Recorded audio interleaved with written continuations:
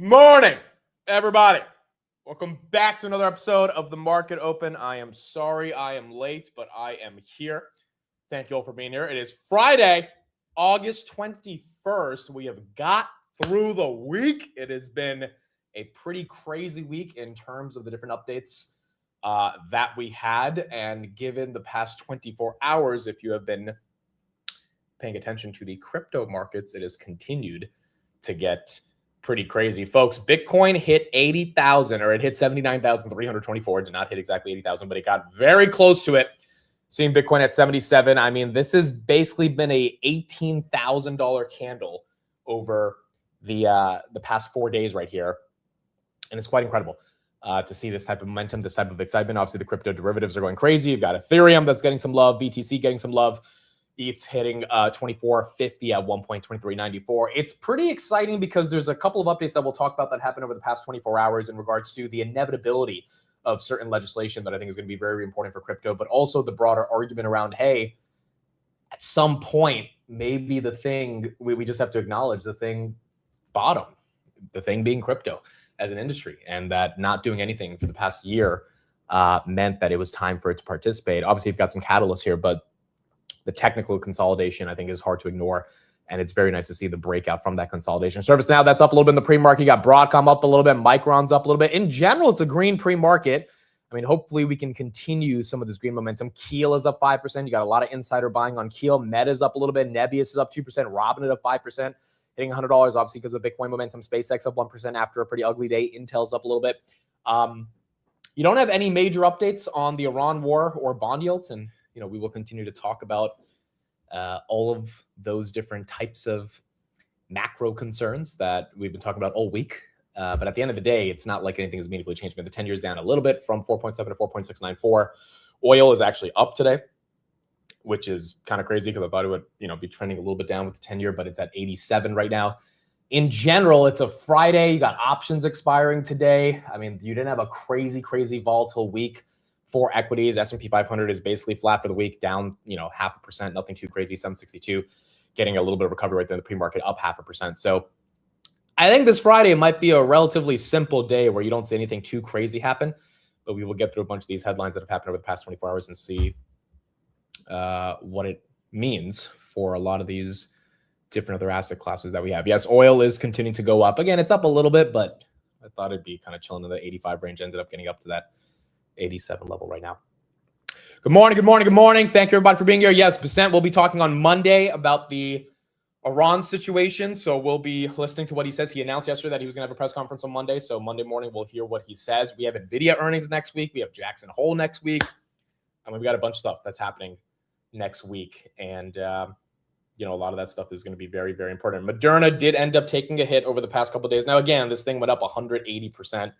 So at some point, it was going to chill out a little bit. Yesterday was down 23%. 134, still up a lot from that $60 level it was at before it announced the phase 3 results of the personalized cancer vaccine. But that one's up a little bit right there in the pre-market. I think Bitcoin really is kind of the story of the week. I mean, 61,000 to 77,000. It's one of those things where it's like, it's starting to make people think, all right, for this to go back to the low 60,000 range, which it was basically stuck at for the past 7 months, like what would it take? And if it's not going to easily happen, then maybe this becomes the new base, and maybe this is something we build off of as well, which would also be very, very exciting. All right, let's get into it. Good morning. Thank you all for being here. Happy Friday. It's been a long week. Dude, yesterday it was like flooding in New Jersey, New York.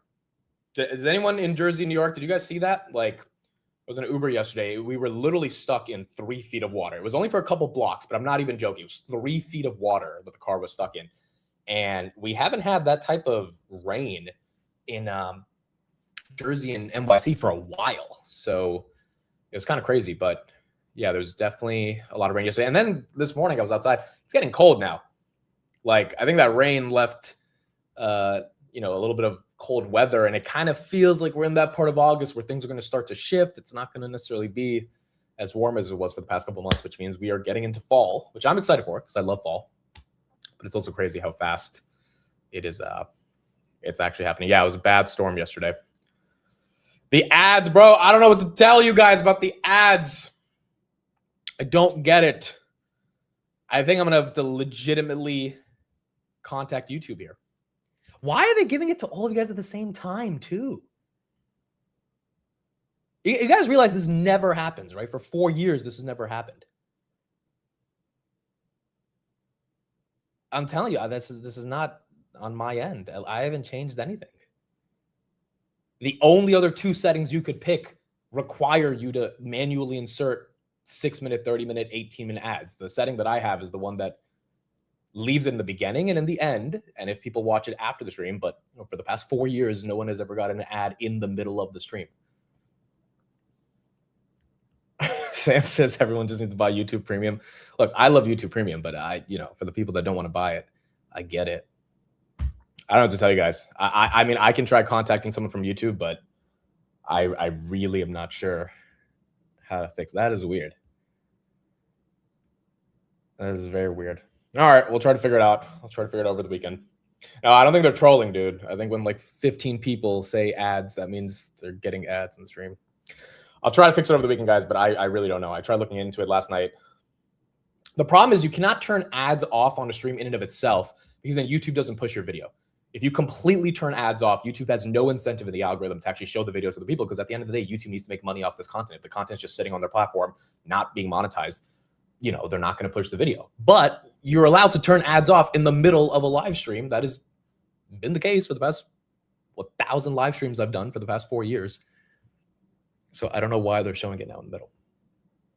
But we'll figure it out. I'll try to see what's happening over the weekend and hopefully see what we can do about this. All right, so let's get into it. I think we got to start off with kind of the biggest story that's happening right here, which is crypto. So you got a couple things that are going on right here. We'll just go through some of these core updates, and then we'll talk about some of the AI headlines that we had yesterday. First of all, Ethereum ETFs bought in $189 million of spot purchases of ETH, which is very, very exciting to see. This is the single largest buying day in 10 months for Ethereum. So once again, you are seeing some of that momentum come back into the broader institutional cycle when it comes to ETFs. Same thing for Bitcoin. Yesterday, Bitcoin brought in $600 million. And the day before that was $517 million. So you're talking about $1 billion of flows coming into the Bitcoin ETFs across the Fidelity ETF, BlackRock, Kathy's ETF, all the different ETFs that are out there. ARKB, BTCO, HODL, BTCW, VanEck ETF, Bitwise. You're talking about $1 billion in a couple of days. I mean, that's real money that's coming into these ETFs, which I think is getting the market a bit more excited as well, because maybe the institutional players are coming in and saying, hey, we think that this asset class is ready to take off. And then on top of that, I thought this was also really interesting yesterday. The Clarity Act is going to be voted on September 15th. That is the official day. For those that are wondering, when could we get this Clarity Act vote in the Senate? It is September 15th.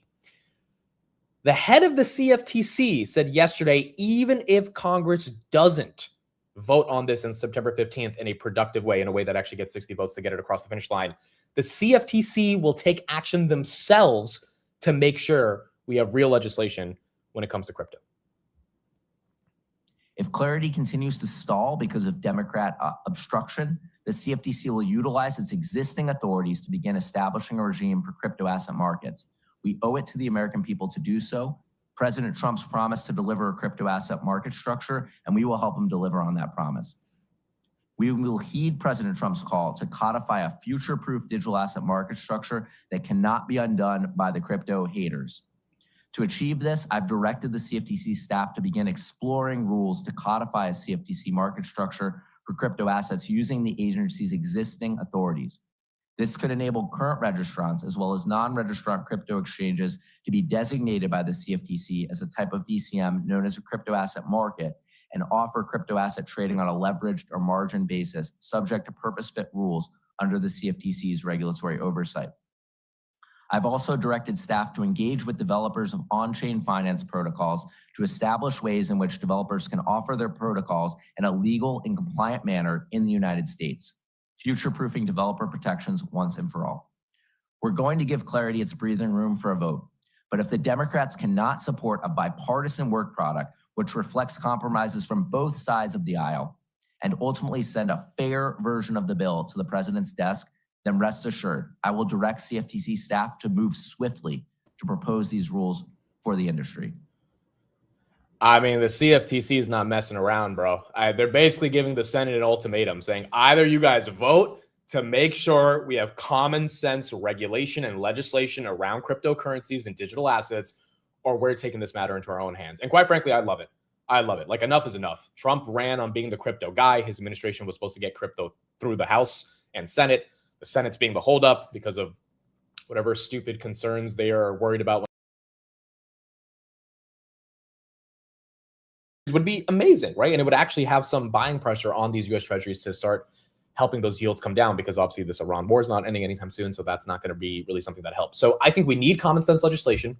I think the CFTC, which by the way was the commission that allowed Kalshi and all these prediction markets to finally become legal. Without the CFTC, you had Polymarket, which is doing it illegally offshore, because there's no common sense crypto legislation for them to be able to do it in a legal crypto manner. So the CFTC is what really started the ability for prediction markets to happen in the United States in any meaningful way. And obviously that industry has grown massively. I think they need to do the same for the Clarity Act if we don't actually get the Clarity Act passed. And I think this is kind of like a way of telling Congress, if you guys fail the American people and you don't get this past the finish line, which is something everyone ultimately cares about in one way or another, you're going to be affected by this, and we need this common sense regulation, then the CFTC is just going to take action. I think this is great. I also think this is also why Bitcoin and Ethereum have run, because as soon as that video came out last night, I think the market was like, oh, this is happening no matter what.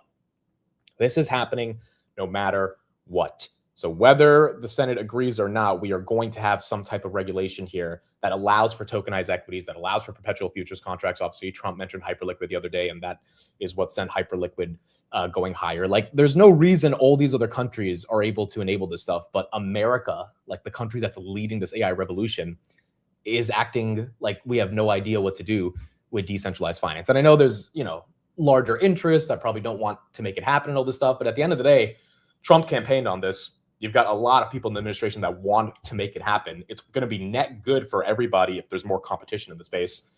And it looks like there's going to be a chance to make it happen. So if it does happen, I think that's going to be very exciting. But the fact that there is a chance for it to happen regardless of Congress, I think is basically why Bitcoin has started to make a little bit of run. This is all on the backs of not expecting a rate cut. I mean, that's the most exciting thing about this Bitcoin run. There's a 34% chance we get a hike, not a cut, but a hike. So hopefully if we don't get a hike, we don't get a cut either, but there's still a chance that we could get a hike. I mean, crypto would not like that. Liquidity would dry up if we were to end up raising interest rates. Growth stocks would not like that either. So the fact that crypto is running on the face of just the nature around legislation and sentiment coming back without the possibility of a cut, because I really doubt we're going to get a cut this year, I think is exciting. And this thing would have to fall pretty aggressively to go back to levels that it was at a few months ago, or even a few days ago, which doesn't seem like it's going to happen. So what does that mean for investors? Well, BMNR, this thing, I mean, it's very simple, right? If ETH runs, this is going to run a lot harder. The thing about BMNR in the face of this bear market is they've been buying ETH, and they've been buying a lot of it. And, I think they're still down on their ETH. I don't know the exact percentage, but I would still imagine it's, because they bought so much of that 4,500 level, they're probably still down 30 to 45%.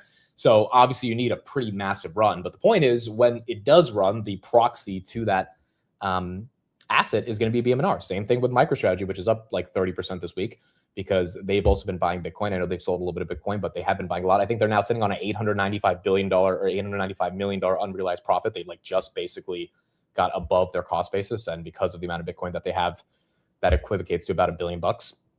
And so I think those proxies are going to run. I think they're going to have some more excitement. It would be nice for a lot of these names to break even. Coinbase right there at 180. Robinhood, obviously, I think can make a real big run to 120, 130 if crypto continues to break out. But the fact that you're seeing this happen, you're seeing the potential of this happen in the face of potentially getting a rate hike, I think is very encouraging. And I think it's safe to say that with all the bad news we've had for Bitcoin to have this type of price action, maybe it has bottom. Equivocate is not a word. Equivocate is a word. If your name is Amit, you can just do things in life. You can just make up words. You can say them in front of people and use it in a sentence. Everyone has free will, okay? Declaration of Independence, freedom. That's what we fought for. Gold up 1.5%. Gold is also loving what we've got. And then silver up 2% as well. So the macro assets that need excitement for crypto to do well are starting, I think, to get that excitement back. And Obviously, gold and silver are uncorrelated to crypto outside of the fact that they're starting to run with the broader risk on sentiment via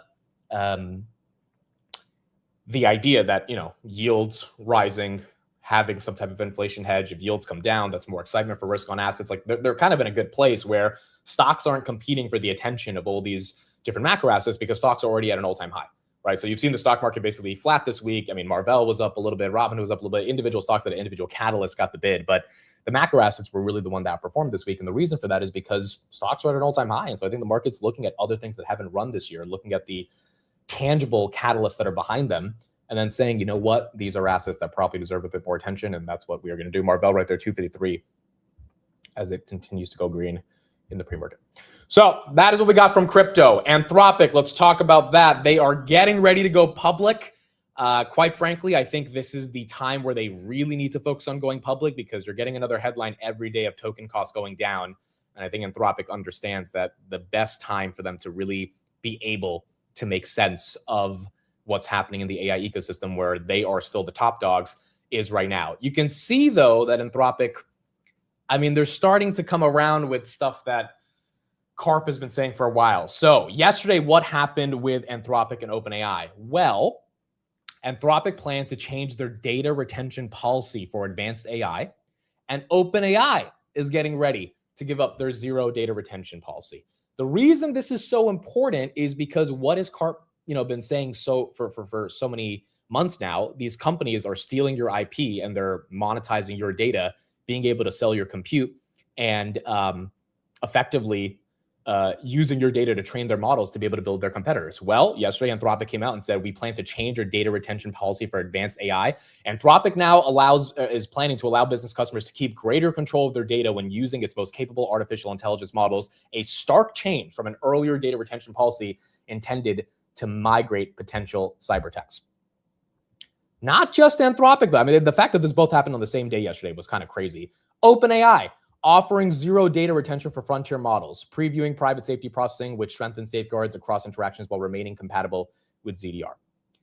I think both of these companies are realizing not only are the token costs going down dramatically, which is why their business models are under a little bit of threat, right? Because they have to continue reducing prices. OpenAI once again reduced prices this week, which kind of shows the lack of a moat that these companies have. If one guy's raising prices or lowering prices, the other guy has to as well. But I think a lot of these companies are coming to them. Sorry, Mitigate, not Migrate. Are coming to them and saying, we're not going to sign a long-term contract with you if you can't guarantee at every level that our data is going to be safe. And I mean, who's the person in the company that's been talking about this? It's Palantir, right? Which notice, a lot of stocks have lost a lot of their momentum from the rebound they've had. Palantir is not. Palantir is up 40% from it's up more than 40, it's up like 70% from the lows, but it's up 40% from that 120, 125 range. And it's kind of just consolidated here, which I really like because it's, building a new base at a different level. But I think the rest of the market is starting to realize Karp was right when he said these CEOs are having private conversations with other CEOs and being like, why would we give our data to this company that doesn't have a business model? It's just selling tokens. And we need the S1 to figure out how profitable is token selling, because right now no one really knows, and potentially uses our data to train a model that then competes with us. Like, it is absurd for us to do that. It is not really embracing the type of institutional sovereignty that Palantir has been talking about. And I think the fact that yesterday Anthropic and OpenAI had to come out and change how they think about data retention policies just goes to show that they're having more conversations with enterprises that are tired of this shit and they want something different. And that's a good thing for the broader industry. But it also means they got to get this IPO out pretty soon, because at some point, the IPO doesn't necessarily make sense if, the hype and the momentum is not there. So, and I'm sure they've tried to focus on ZDR and data retention in a more meaningful way. But yesterday, when this Bloomberg article came out, basically it made the case that you're having different safeguards and guardrails being put into the new latest version of Fable 5. You even had an Anthropic employee tweet about how they're doing this. He said, we're launching new Fable safeguards for enterprises that work on your infrastructure, so you have control over where your data lives and who has access to it. We've been developing it alongside 100 companies for a bit and hoping to roll it out more broadly in the fall. He tweeted this yesterday. I mean, this is absurd to me. It's like, wait a second, you've been developing new Fable safeguards for enterprises that work on infrastructure to have control over your data. How is this not baked in to the very essence of your product since the beginning? It's like, oh, because they didn't actually care about that stuff. They wanted to sell tokens. And I get it. That was their business. But like, the fact that now it's becoming a priority is because they can't go public without actually focusing on all this stuff. There's no way they're going to survive earnings calls when they have to deal with analyst questions about, hey, like, are the companies actually happy with this product? Are they sustainably going to stay with you guys over the coming years for us to be able to buy your stock and hope that you can increase earnings? Or are we going to see companies just say enough is enough? Like, we're taking our model somewhere else. We're, creating our own models, hosting our own models because we just don't trust the compute provider or the model provider that we're working with. And so from that perspective, I think it's a net good thing for the industry, but it also means that like this IPO has got to happen soon. Now, the other thing about the IPO is that they're looking for about 100 billion, which would be 15 billion more than SpaceX raised. SpaceX raised 85 to 86 billion, which would make it the largest IPO ever. And I don't know, man. It just feels like a lot of hype over something that has not necessarily proven itself in the most meaningful way. I've thought about it a lot. I just feel like I'm going to sit out of the IPO. Like, I might trade it, here and there, but like in terms of actually buying the stake and holding it long term, I feel like I want to see how the dust settles. I think it's going to pump. So I think there will be a lot of people that trade it because, like, I mean, it's Anthropic, it's going to pump. It's just, I think there's a lot more unknowns than knowns about the rate of growth, their sustainability of growth, their operating margins, et cetera.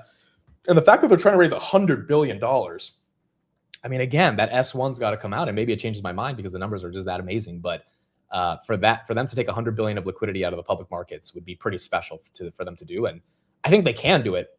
The question is just, how do they justify it? Navius right there, up 2%, SpaceX up 0.3% as well. And, if they can, then you're going to start to see a lot more excitement and momentum around this type of stock as well. I'm heavy in VCX, which owns Anthropic. That is true.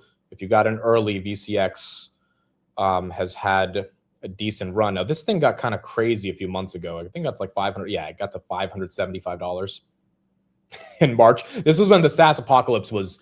They should have IPO'd during the SaaS apocalypse because everyone thought that Claude was killing everything. That was the time to IPO. They raised like a $380 billion round. And quite frankly, they probably used the SaaS apocalypse as hype for raising that $300 billion round. But this is when they should have went public. VCX is now $39. So obviously their stake is not, as valuable as it was before. But Zoom, I mean, there's a lot of different public companies that have some private stakes. Obviously, Google and Amazon have a stake in Anthropic. So if you own them, you technically own Anthropic as well. But the actual company looks like they will be going public in October. SanDisk right there, that's up 1% the pre-market. SK Hynix up 2.5%. And then in Vita, that is also up as well. Amit, do you start before 8 every day? I start at 8:45 a.m. Eastern. So that's technically before 8 o'clock if you're in a different time zone. Like if you're in Cali, that's 5:45. If you're in Texas, that's 7:45. But it's 8:45.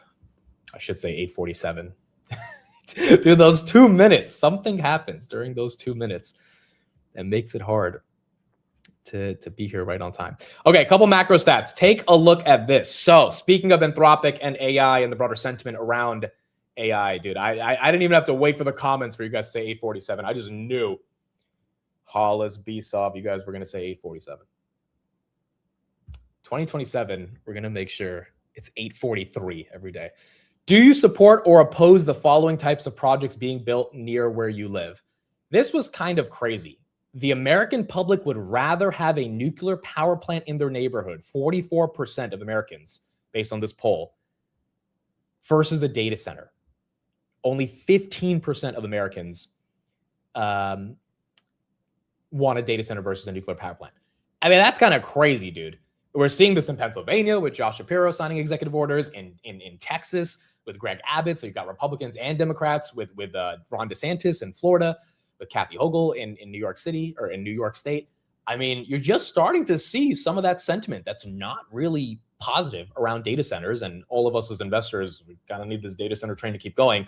But you also need the political appetite to be strong for data centers to have the momentum that it's having. So I think this is another kind of headwind for Anthropic. It's like they've got to really do, and quite frankly for NVIDIA, because ultimately their GPUs are in the data centers. They need to do a good job really explaining why these data centers are so valuable and so important, because data centers give you this graphic that we're seeing right here. S&P 500 earnings momentum at the highest level since 2011. 64% of S&P 500 companies have exceeded consensus forecasts. 90% of those companies have beat on revenue and EPS. I mean, this is very, very strong earnings growth. And This is all due to CapEx, all due to data centers, all due to this industrial revolution that we're having in the case of AI. And, we saw what happened with Nebius over the past couple of days, just on the hesitation of their data center build out, kind of pausing in New Jersey. Like, you can't have this happen. Definitely the neoclouds and the broader semiconductor stack is not going to like it. So, I mean, as long as that doesn't happen, I think we're going to be in a good spot. But right now, that's something that obviously the market has to deal with. And then speaking of data centers and the data center build out, Broadcom ended up filing for $60 billion of financing to its latest AI deal, with the full package potentially reaching nearly $100 billion. The structure could include $60 to $70 billion of senior secured debt, plus roughly $30 billion of junior debt. Apollo and Blackstone, two of the same firms that are part of NVIDIA's $500 billion AI build out, are in talks to participate. Why is this so important? We talked a lot about the sort of conundrum and paradox that we're in around bonds and yields yesterday, which is that big tech needs to keep spending on AI capex in order to grow. In order for big tech to keep spending on AI capex, 10-year crossing 4.7 again, they need to lever up their balance sheet with debt, because that debt allows them to take that money, get a cheap financing cost, Google doing a 100-year bond at 6%, and spend that money on data centers and compute and GPUs. But if they're giving you 6% and the 10-year from the US Treasury, which is supposed to be the safest bond in the world because the US is never going to default on their debt, is only giving you 4.7%, if I'm a credit investor and I can get 200 basis points above what the Treasury is giving me by betting on Google, and I don't think Google is going to go out of business, I'm probably going to put my money into Google instead. So the competition with the long end of the curve from these hyperscalers, and now Broadcom's, I don't know the coupon on their bonds, but 100 billion, 80 billion of debt that they're putting into the system. If it's going to yield you 6-7%, I mean, that's better than what the 10-year or the 30-year can do. The 30-year is at the highest level since 2007, which is why Besant in that CNBC interview yesterday literally said that hyperscalers should continue short-term duration bonds versus long-term bonds, because it's competing with the long-term bonds of the United States. The irony is, if they don't do this, they don't get the money to spend on CapEx. If they don't spend money on CapEx, we don't grow. And as Besant said yesterday, the only way to deal with our debt issue is to grow, right? Like, the Republicans or Democrats are not going to cut spending. So I think we're in this broader conundrum. Now, the simplest way to navigate this, obviously, is to end the Iran war, because then oil comes down, inflation comes down, the 10-year yields come down because the market starts buying up bonds because inflation expectations go down. But that's not happening anytime soon. On Monday, we'll see what Besant says about this whole new economic pressure program that they're putting on Iran. But until that happens, I think the market is going to be a little choppy, because at some point, if yields get up to 4.8, 4.9, like, I just can't see how stocks thrive in that environment and just continue to push all-time highs, because something's got to break. And it doesn't have to break catastrophically, but there has to be something that is done to calm down these credit markets. I mean, the stock market can go up or down, and really, the administration might feel the pressure, but they're not going to care that much. But if the cost of capital continues to go up and we can't literally pay our bills as a country, that's a whole different dynamic than the stock market going up or down. And so I think time will tell, but, that adds pressure when Broadcom enters, into the market with 100 billion of debt.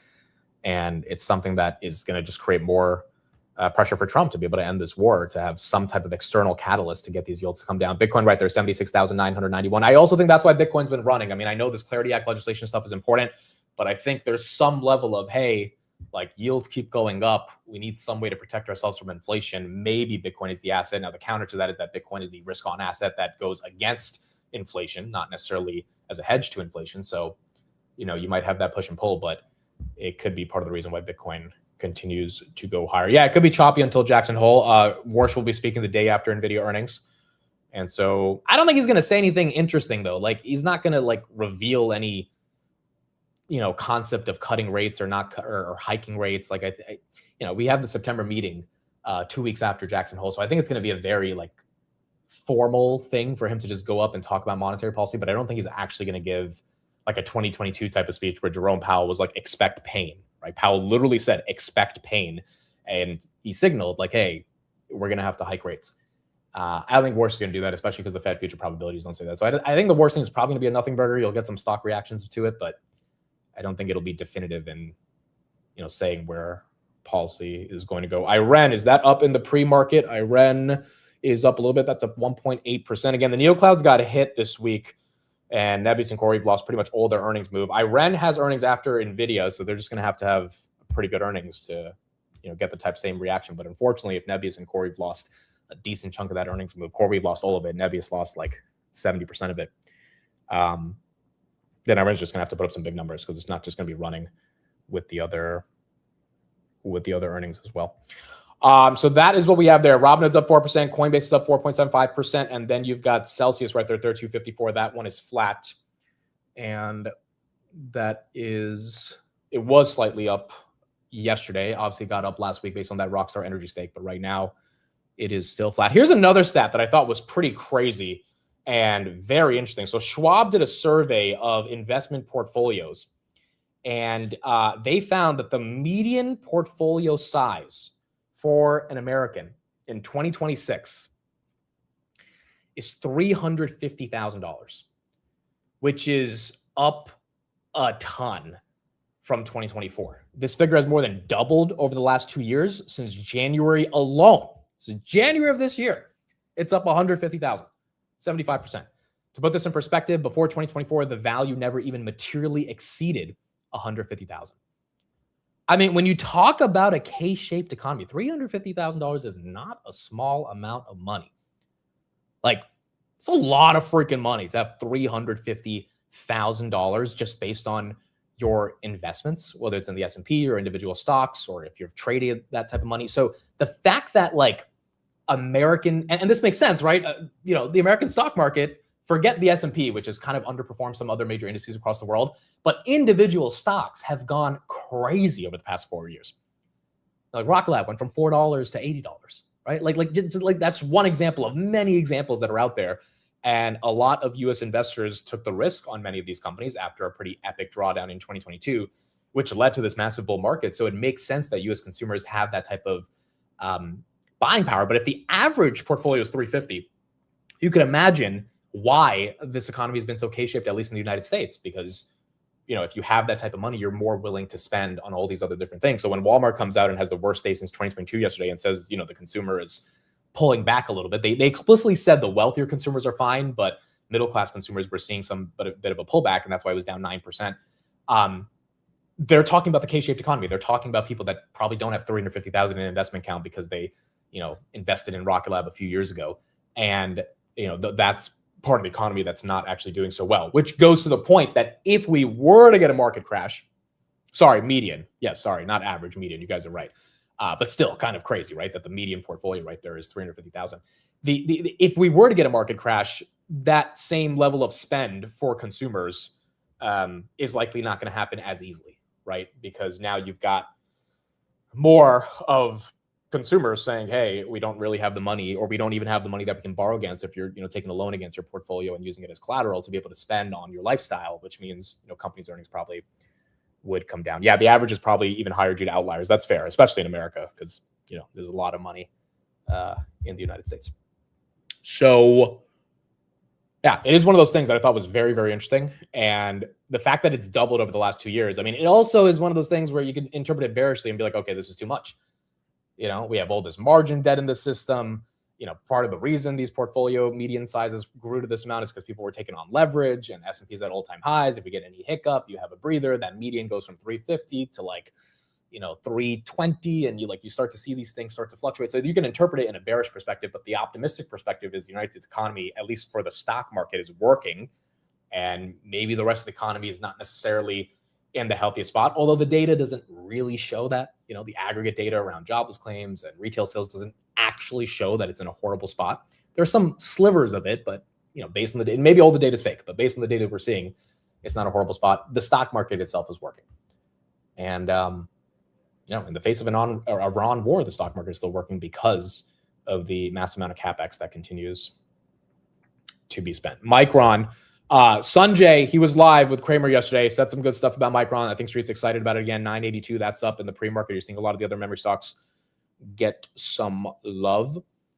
And yeah, I mean, the memory names, once again, as much as I don't love them as long-term investments, I still think they are cheap if they're going to be doing $150, $200 of EPS in the case of Micron in a couple of years. It should not be trading at 7 times forward earnings on that. So I would imagine that Micron gets up to that $1,000 range and kind of holds it as long as momentum and the excitement continues to remain around the concept of memory. And Sanjay did the best he could yesterday, explaining to people that memory is not a commodity. It is the epicenter of where AI happens. It's just a question of how much the market continues to still believe that. And if we can get a little bit more of that momentum. Are you still in Keel? Yes, I have a very small speculative position on this company. I know the insiders have been buying a lot more. We went through the thesis a few months ago around how their data centers are set up for Vera Rubin and how they have more licensing capacity than a lot of these other data centers. It's a small company, though. It's a $2 billion company. I do like that the insiders are buying because, I don't think the insiders are buying their own stock that used to be a Bitcoin miner turning into a data center stock if they didn't think a deal was coming. You had like 3 C-suite executives in the past couple of days buy $100,000 to $150,000 worth of stock. The chief operating officer bought $200,000 worth of stock, and then the chief executive officer bought $196,000 worth of stock. So it does feel like, even if you haven't done the most amount of DD on Keel, if you like the insider buying, you like the NeoCloud space, and you think that one big deal could re-rate the entire story, there is a possibility for this thing to get re-rated. But the question is, can they get that deal? And I don't know, preliminary research I did a couple months ago makes me think that they were more likely than not to get a deal, but it's going to be a question of them actually announcing it. And then the insider buying makes me think, all right, the C-suite's pretty confident that they could get a deal. But if they don't, then, the stock does nothing. If they do, then you might have a little bit of a re-rating right there. Palantir, that's up in the pre-market. Marvell continuing to make a massive move, 252 off that Google news that we had a couple of days ago. Google essentially putting a floor to the stock, buying it at 207. BMNR, that's up 2.8%. Moderna, that's up 1%. The S&P 500, that is up 0.37% as well. In terms of a couple other headlines, we have the market open in about 5 minutes. NVIDIA. So they're investing in a couple different companies. NVIDIA's investing or in early talks to invest with a South Korean AI company. Yeah, Keel was in a bunch of 13Fs. That's fair. Not by like the super, super big guys, but some of these other 13Fs that were coming out. You did see their name pop up. So, maybe the street knows that there's a broader data center deal on the horizon. NVIDIA in early talks with South Korean AI chip startup Rebellions over a potential technical partnership, investment, or even acquisition. Jensen Huang met with the Rebellion CEO at NVIDIA's headquarters this week to discuss. NVIDIA is potentially going to be investing in them at a $2.3 billion valuation.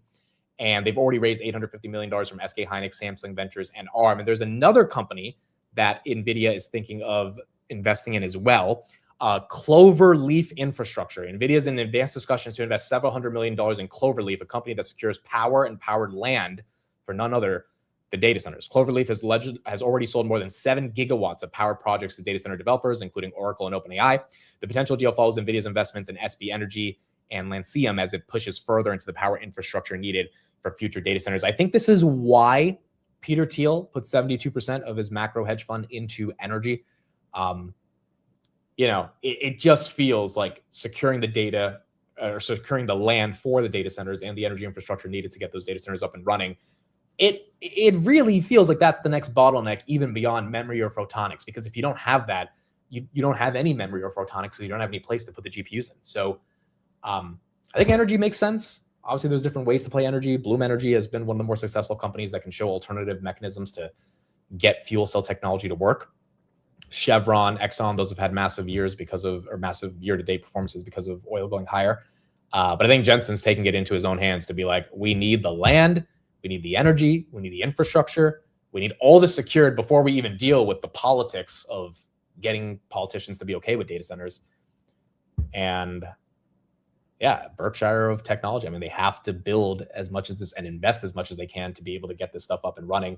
And it benefits NVIDIA because they get to sell chips into these data centers. But that's what they have to do. Jensen basically owns AI at this point. It's basically a venture company. Well, the thing about it, they're not taking bets on companies and hoping they 1000x. They're like strategically putting money in like that's the whole SB Energy deal they did on Monday to like actually make sure there's a tangible path and trajectory to get data centers up and running. And, that's what NVIDIA should be doing. They have plenty of cash. They're already increased the dividend. They're already doing buybacks. And so I think this makes sense for them to use that money and keep going from there. Robinhood getting 101 up before the market opens. Let's see if we can hold on to this move and if we can keep it going. It is a Friday. I think last Friday we ended up a little red.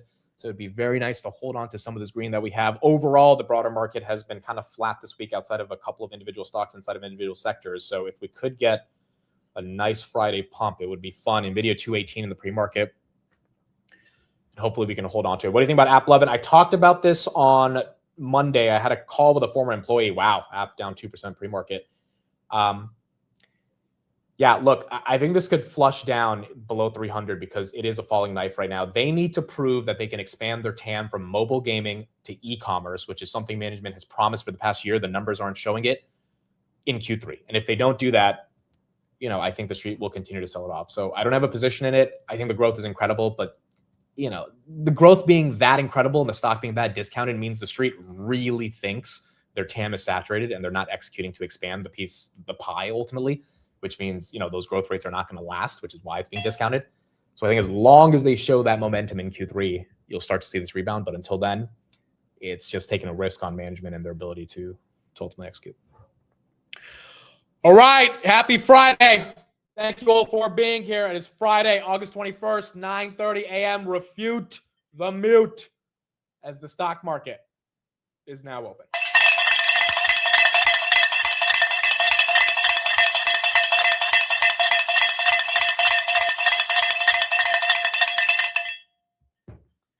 All right, wake your ass up, hoodie.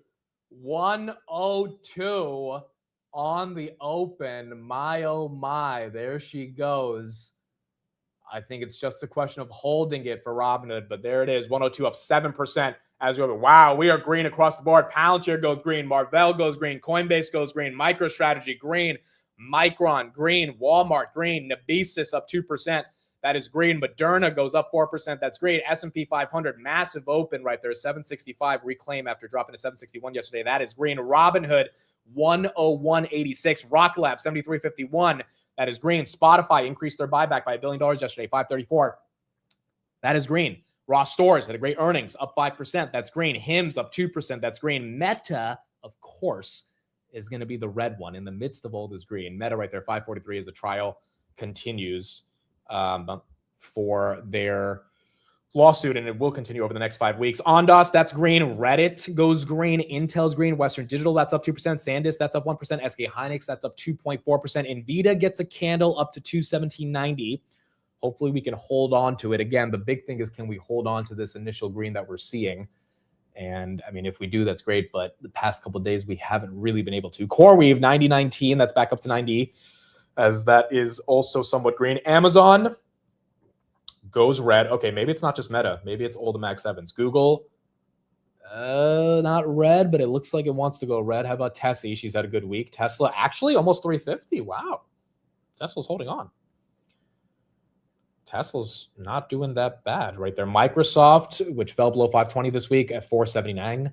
Microsoft, why is software's been good this week? ServiceNow almost is at a 52-week high. Like, it's kind of crazy to see Microsoft get discounted right here. And then what's the other one? Apple is red because some of the semis are green. That actually makes sense. Robinhood just below 100, lost 102, now at 99. Nvidia 218. What about AppLovin?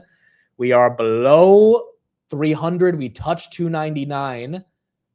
And there we go. Back to 299.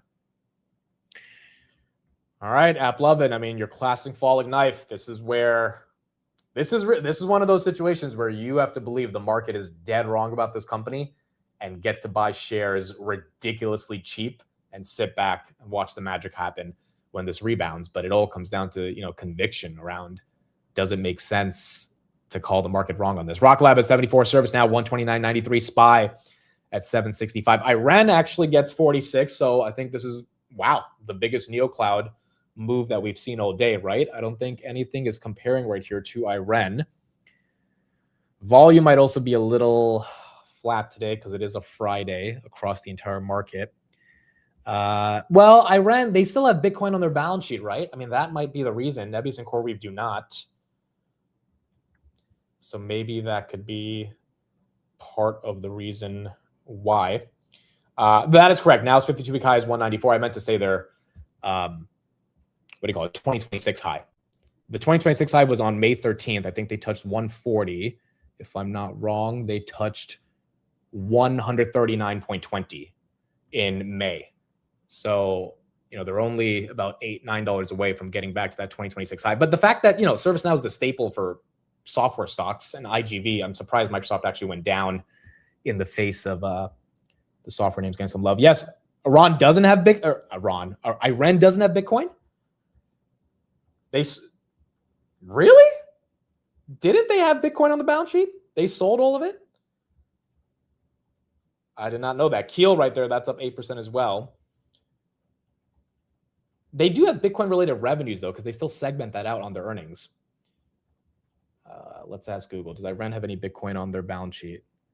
No, they do not hold any. The company routinely liquidates all the Bitcoin it mines on a daily basis, converting it into fiat currencies. Wow. Okay, so that's different from CleanSpark and Marathon. I did not follow Iran when it was a Bitcoin miner, so I didn't know that they don't keep Bitcoin on the balance sheet. But okay, so I mean, even if they have Bitcoin mining segmented revenue, so that's interesting. So then the stock's going up 7%. It can't be on Bitcoin because they're not really benefiting from Bitcoin going higher for the balance sheet. That might mean there's a bit of a more AI specific reason for why the stock is getting a little bit of love. CoreWeave up 1.5%, Nvidia 217. Where is Zeta 2780? The fact that Zeta's been holding 25, I think is very positive. If you got in this thing at 16, 17, 18 bucks, even 2022, it is not losing 25. It's been 3 weeks and it's holding above that level. I think that's very, very important.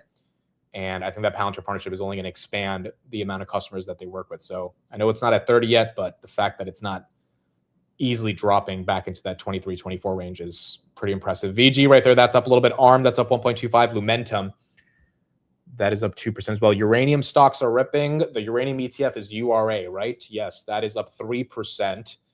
CCJ should be up then. That's up 4%. Is Oklo up? Oklo's up 2. Interesting. So you got some nuclear coming into the equation. SpaceX down. They had a 300 million share unlock. Yes. Red candle at the open, 132 on Mr. SpaceX. What do we guys think? Do we think it's going below 100? Or do we think it can hold on? Like, there's still another, I think it's like 8 billion shares that have to be unlocked on this company. I just keep going back to the same argument that we were talking about a couple of days ago. Like, if SpaceX is going to hit 500 billion of ARR and exclusively they have a partnership with NVIDIA, NVIDIA is the one that's selling them all those chips at a better margin than what SpaceX can resell it to for their NeoCloud business. Like, I just feel like NVIDIA is the bet there. Granted, SpaceX's market cap is cheaper than NVIDIA's.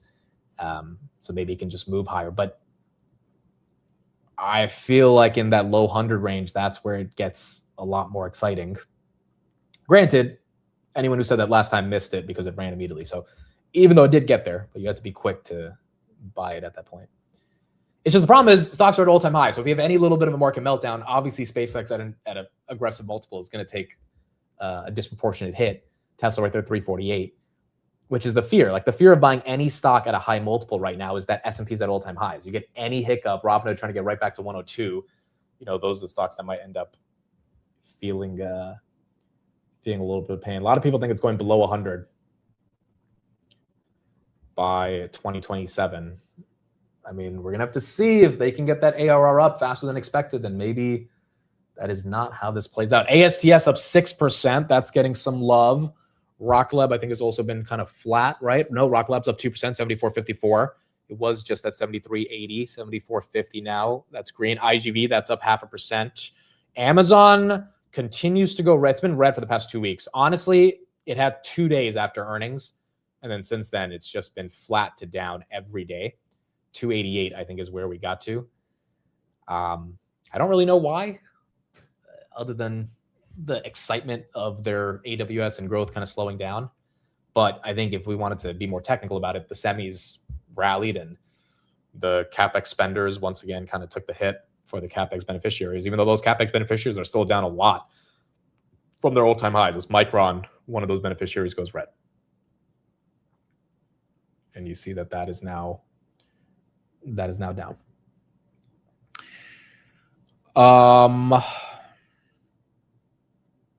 CLF, that's up 6%. Yep, you're seeing Cleveland Cliffs, some steel companies. They mentioned Palantir on their earnings. They had a really good partnership with Palantir as well. That's up 6%. Do we have any macro data this morning? Let me see. I don't think we get Canada retail sales were down about 1%. I don't think we have consumer sentiment today. Do we have it? No. Yeah, we don't have anything. Well, we get PMI in like 6 minutes. All right, so we'll look at PMI. That might affect the market, but outside of that, nothing too crazy. Reddit 153, that's getting a little bit more love. Robinhood 103, okay. Let's see.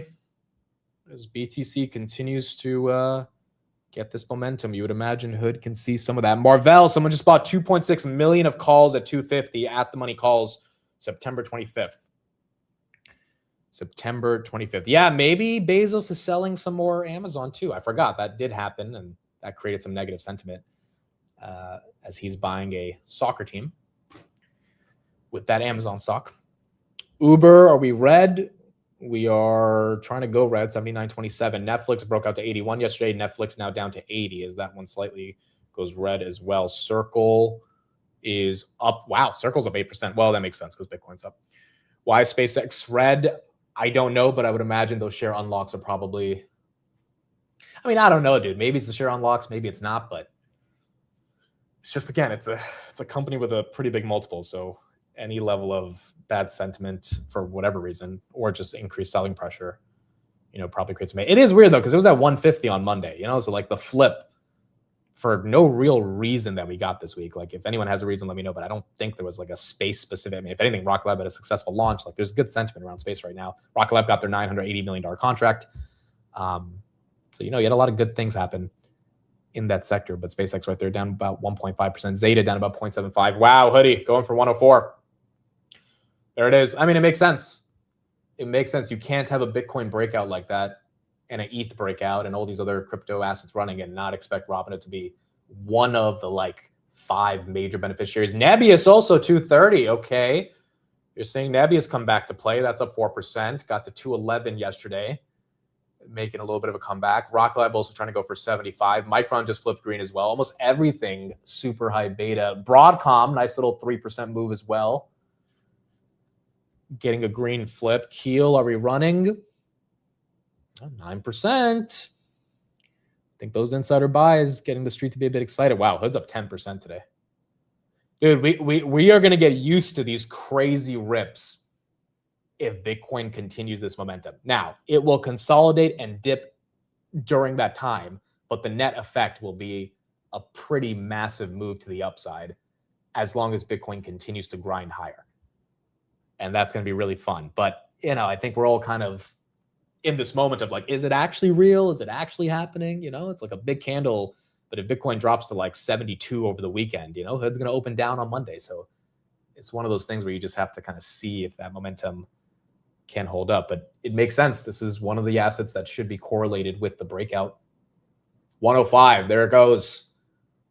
11% day for Mr. Robinhood. ASTS, that's up 5%. Iran also having a great day, up 7%. Quantum's making a move. D-Wave is up 6. Inflection had a good earnings a couple weeks ago. That's up 6 as well. Rigetti's up 5. Interesting. So Quantum's supposed to kill Bitcoin, but they're running with Bitcoin. Huh. Who do you guys think is buying Bitcoin right now? If you had to pick one or two stakeholders that are buying Bitcoin, do you think it's governments? Do you think it's I don't know, institutions, hedge funds? Do you think it's China? Do you think it's retail? I don't really think it's retail, dude. I think retail, 61 to 77 in 3 days. I don't think that was retail. I think retail is definitely, now piling in, probably piled in over the past couple of days, but that move had to happen from somewhere. And I feel like there had to be some big players involved. Japan might help their bond yield problems if they get something that's not going to be debased like their fiat currency. China, the cartel, Jane Street. Dude, Jane Street, I mean, they haven't played in Bitcoin in a while. They've been stuck losing $15 billion on these semiconductor stocks. Jane Street was the OG manipulator of Bitcoin, and then they went on to start manipulating Micron. So maybe they come back to play with crypto. Robinhood right there touched 106. Touched 106. Oracle, that's up 3. Ondas, that's up 4. Meta back up to 550, which is nice to see. Keel up 12%. It's because the bond buybacks. But the bond buybacks, again, it's not creating new money in the system.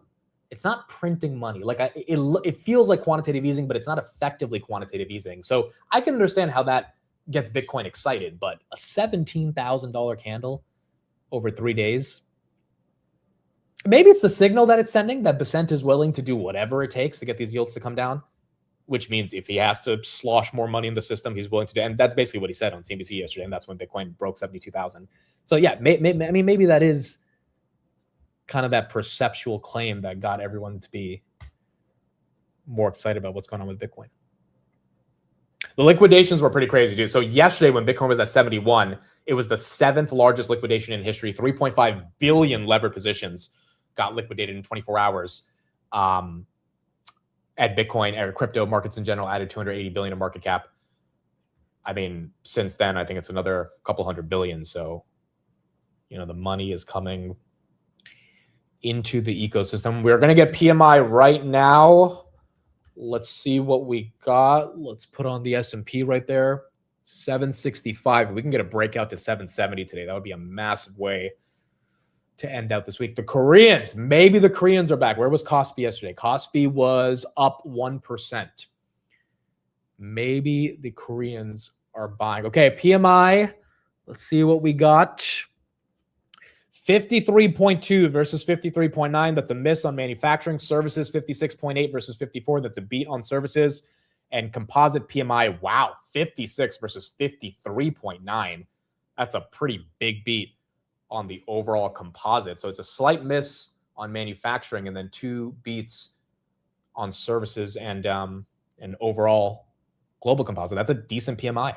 S&P global PMIs, all 3, manufacturing, service, composite, in a couple weeks they'll get fine-tuned a bit. We're expecting a number just below 54 in the headline. Comes in a bit lower than that, 53.2, a bit of a miss there, sequentially following 53.9's final read for July. So it is a bit lower, obviously, but it's still a pretty good number. It's an expansion territory. It would be the weakest going back to March of this year when we're at 52.3. We haven't been below 50 in contraction mode in this one since July of last year, 1 year. So that's a good thing. Manufacturing renaissance still seems to be rather healthy in much of the data. We look at the service side, different than manufacturing, much better than expectations. Comes in at a whopping 56.8. That is a strong number, and that would equal where we were in March of 22. March of 22.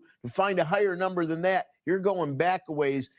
It's hard to have history on the S&P Globals. Suffice it to say, very strong service number. And on the composite, also strong, 56.0. That would be the strongest since March of 22 when it was at 58. So we see multi-year highs in services and composites. Interest rates moving up a bit. They seem to coordinate with the up move in the equities, reversing yesterday's red. We do see that crude oil. Okay, so PMI not that serious, and you're seeing some more excitement right there come back to the equity markets. S&P basically flat off that announcement, but overall a good PMI. Could it be a little bit of a fear that it's too good, so there's a little bit more inflation? I mean, maybe, but that doesn't necessarily mean that, you know, markets have to sell that off completely. ServiceNow, that's down 1.2%. Okay, you are seeing some red candles in software. AppLovin continues to go below 300. Microsoft still basically flat. Walmart continues its downturn. Nvidia also barely surviving the green right here by about 20 cents. 217 is what you've got on Nvidia. Micron still up. Okay, so your crypto names, your select memory names, and then none of your software names. I mean, what's the software stock that's running right now? Yeah, nothing. Oracle, which is more data centers. Wow. So software completely gives it up today. Adobe, MongoDB, Atlassian, Datadog, Palantir, Snowflake, all of them, as the semis continue to get most love. But even in the semis, it's, you know, more selective than not. Well, there's only 3 that are really red. Marvell, which was actually really green like 3 minutes ago. ARM, and then Intel. Everything else is green, including SMCI, AMD. Dell, Lam Research, NVIDIA, Micron. Yeah, Fear and Greed. Let's check that as Robinhood tries to go for 107. Fear and Greed is at greed at 56. We were at neutral yesterday. We are back to greed. I think when the S&P was pushing like 775, we were closing in on extreme greed, so we're not there yet. But we are into that green category. Broadcom 371 up from 359 a couple of days ago. Interesting. Okay, so this price action is a bit more rooted and a lot of momentum, which is what we're seeing right now. Hollis says limited sellers also drives prices up. Yeah, that's fair. I mean, if no one wants to sell their Bitcoin right now, which is like, why would you want to sell your Bitcoin if you think it's breaking out? Wow, hoodie. Oh my. This we have not experienced for a while. I mean, it's a runaway train. She's just leaving. She's leaving the station. Yeah, if no one wants to sell their Bitcoin and no one wants to sell their hood, you start to get a little bit of a move. Is she actually going for a 15% day? It's been a while.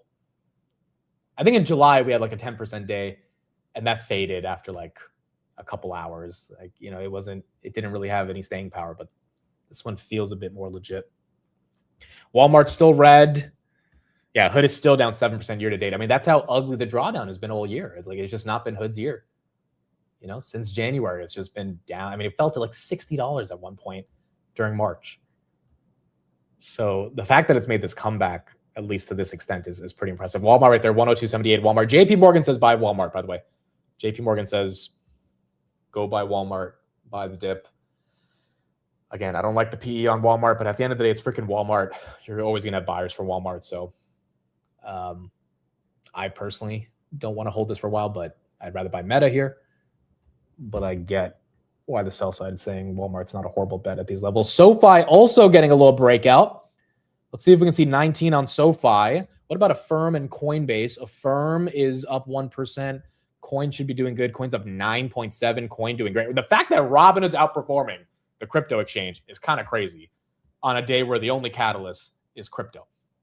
But there you go, Coinbase. That is also up 10%. European banks might be buying Bitcoin. Let's ask Gemini. Bitcoin has gone from 61K to 77K in 3 days. Who do you think is doing most of the buying? Okay, Gemini says institutional funds, retail, and a short squeeze is likely leading, which is fair. I mean, there's been about $4 to $5 billion of liquidations. Is forcing automated and manual buybacks that accelerated the price acceleration forward. Macro liquidity shifts in financial conditions and broader global optimism around regulatory clarity provided the macro catalyst for the rapid risk on rotation. That's all the Clarity Act stuff. And the CFTC basically saying, even without the Clarity Act, we're going to make sure that we have legislation here. Robinhood 107.21, SoFi 18.80, Tesla also trying to get up to 350. I thought you hate Gemini. Guys, I don't hate Gemini. Just because I use GPT more and Claude more than Gemini doesn't mean I hate it. It's also not Gemini technically. It's the Google search bar that ends up going to Gemini because the answers are just so quick in the AI overview thing. So technically, it's actually not Gemini. But yeah, I just don't use it to have more in-depth conversations. But it's obviously still very useful to try to get answers quickly. Meta 551, Ondas. That's up 4% as well. He literally said it was terrible. Yeah, and having personal conversations, I don't like it. But if I'm asking a simple question about Bitcoin, it should be able to give me the answer, which is what it did. I wouldn't go to ChatGPT and open up a new website just to I would just go to the next tab on Chrome, ask the question, and hopefully get an answer quickly. And that's where I use it the most. Tesla 350. Okay. Nice little break. above that 350 level. Tesla's basically been stuck in this 335 to 350 range for the past, well, ever since earnings. So I guess past month. Before earnings, that's that drop right there, was at 405. Then July 23rd, you had earnings, dropped to 293. And now back at 350. The Qs, are we getting a little bit of a dump? The Qs are indeed getting a little bit of dump. Interesting. I mean, the problem with the Bitcoin companies is they're not part of the major indices in any meaningful way. So they're not really going to lead the indices to get some love. You're going to need tech to do that. Again, Ethereum ETFs over the past 7 days have attracted $525 million. Bitcoin ETFs have attracted $1.7 billion over the past 7 days. So those ETFs starting to get a lot more of those heavy inflows starting to come in. Moderna, is anyone still in this? Moderna? Whoa, that's a pretty big move. 134 to 148 right there. I mean, there was a lot of money to make going long a couple of days ago, a lot of money to make going short at around that 170, 180 range. So I think that's why the stock has been getting a ton of volume. 14 million shares right there traded on Moderna. You guys think I hate Google because I don't use Gemini, bro. It's not the case. I just don't use Gemini. I just don't feel like the conversations are that great. I'll try it out over the weekend. I'll try like asking more. But I've tried it enough, bro. That's why my opinion was so strong yesterday. I was like, this thing does not like. Maybe I need to try it in a more advanced way. But ChatGPT has me hooked. Navius 227 up 3%. Uber basically flat. Iren losing a lot of that pump, but it was up 7. Now it's up 344. Robinhood just under 107 at 106. Oh my goodness, this 10-year. In the face of Bitcoin doing well, the 10-year has hit a brand new 2026 high. 4.712. Dude, I mean, you're talking about another 30, 40 basis points. We're going to be rounding up to 4.8. It's not going to be fun. But this is why, I mean, again, this is like the thing we just can't ignore, right? It's like that thing you just can't ignore. I mean, like, yeah, Q's going red probably because this 10-year is going higher. And it's like you also don't want to put that much emphasis on it because it's like maybe we can survive as a country with these types of borrowing rates, even though like we probably can't, but like maybe we can. So it's like you ignore it, but then it's like, okay, well, you can ignore a lot of stuff. You're not supposed to ignore that. Like that's the one thing where you don't ignore the cost of capital. We have to pay our bills. We have to refinance a lot of our old debt. And a lower rate helps us do that. Q's right there, 710. Robinhood back at 107. The dollar continues to also go down, which is part of the reason this 10 years surging higher. SoFi, 19.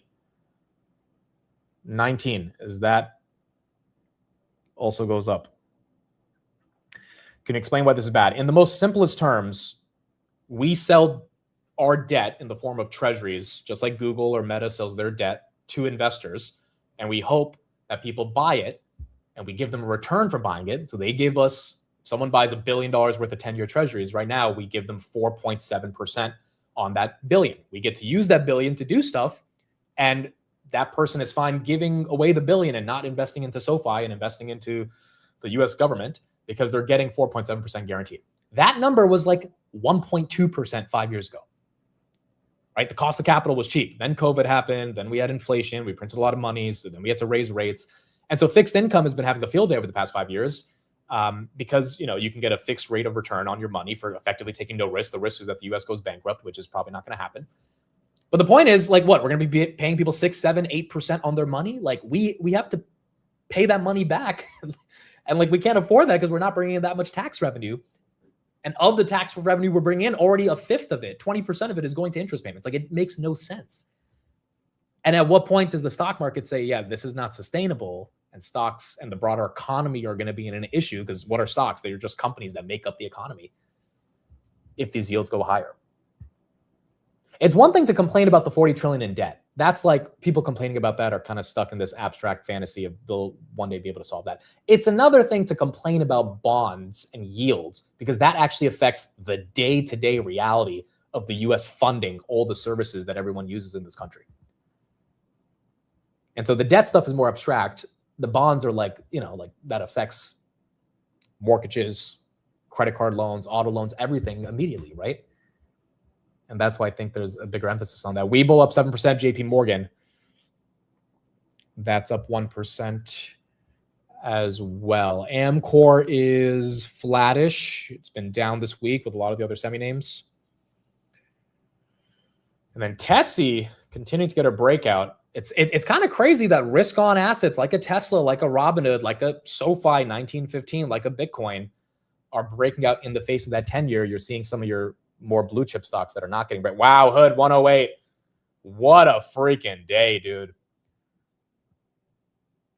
I mean, quite frankly, the reason they might be breaking out is because of that 10-year.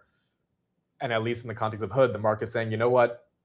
This government has no idea how to get these yields to come down. We're buying Bitcoin because we think that is a better hedge than buying the dollar. And Hood is a toll booth on Bitcoin that is purchased. Dude, 14%. We have not had a day like this in a long time. SoFi either has not had a move above 19 sustainably in a while. PMI report giving hope to those who fear rate hikes. Yeah, that's also true. MSTR should be up nicely today. MSTR. Dude, that's kind of crazy. Like Robinhood is up more than MicroStrategy. MicroStrategy has like $70 billion of Bitcoin. It's just like, it's a better business.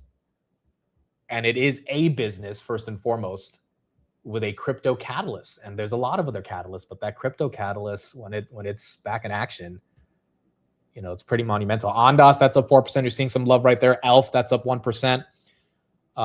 Next Decade, that's up 1.2%. I think our boy Matt Money said he bought some Next Decade in the chat. I was talking with Steve about Next Decade the other day. I think Matt is completely correct on his thesis. This is a $2 billion company. Over the next 10 years, what they do and what they provide when it comes to energy. Steve was telling me a little bit more about some of the internal workings, them and VG. VG, I just don't love VG's valuation as much, but I think Next is going to be important. It's just not one of those stocks that's like going to go to $10 tomorrow. But long-term portfolio, yeah, if you want an energy play, I don't think it's crazy to have that in the port. And Matt's been talking about this for a while. SoFi right there, 19. MP, rare earths, those are coming back.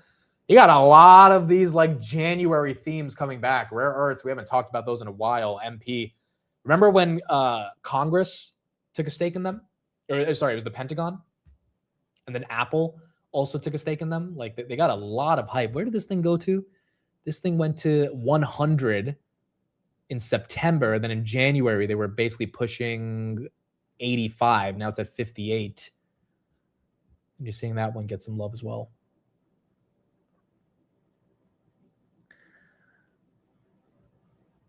Tesla still up as well. Tesla continuing to make that move.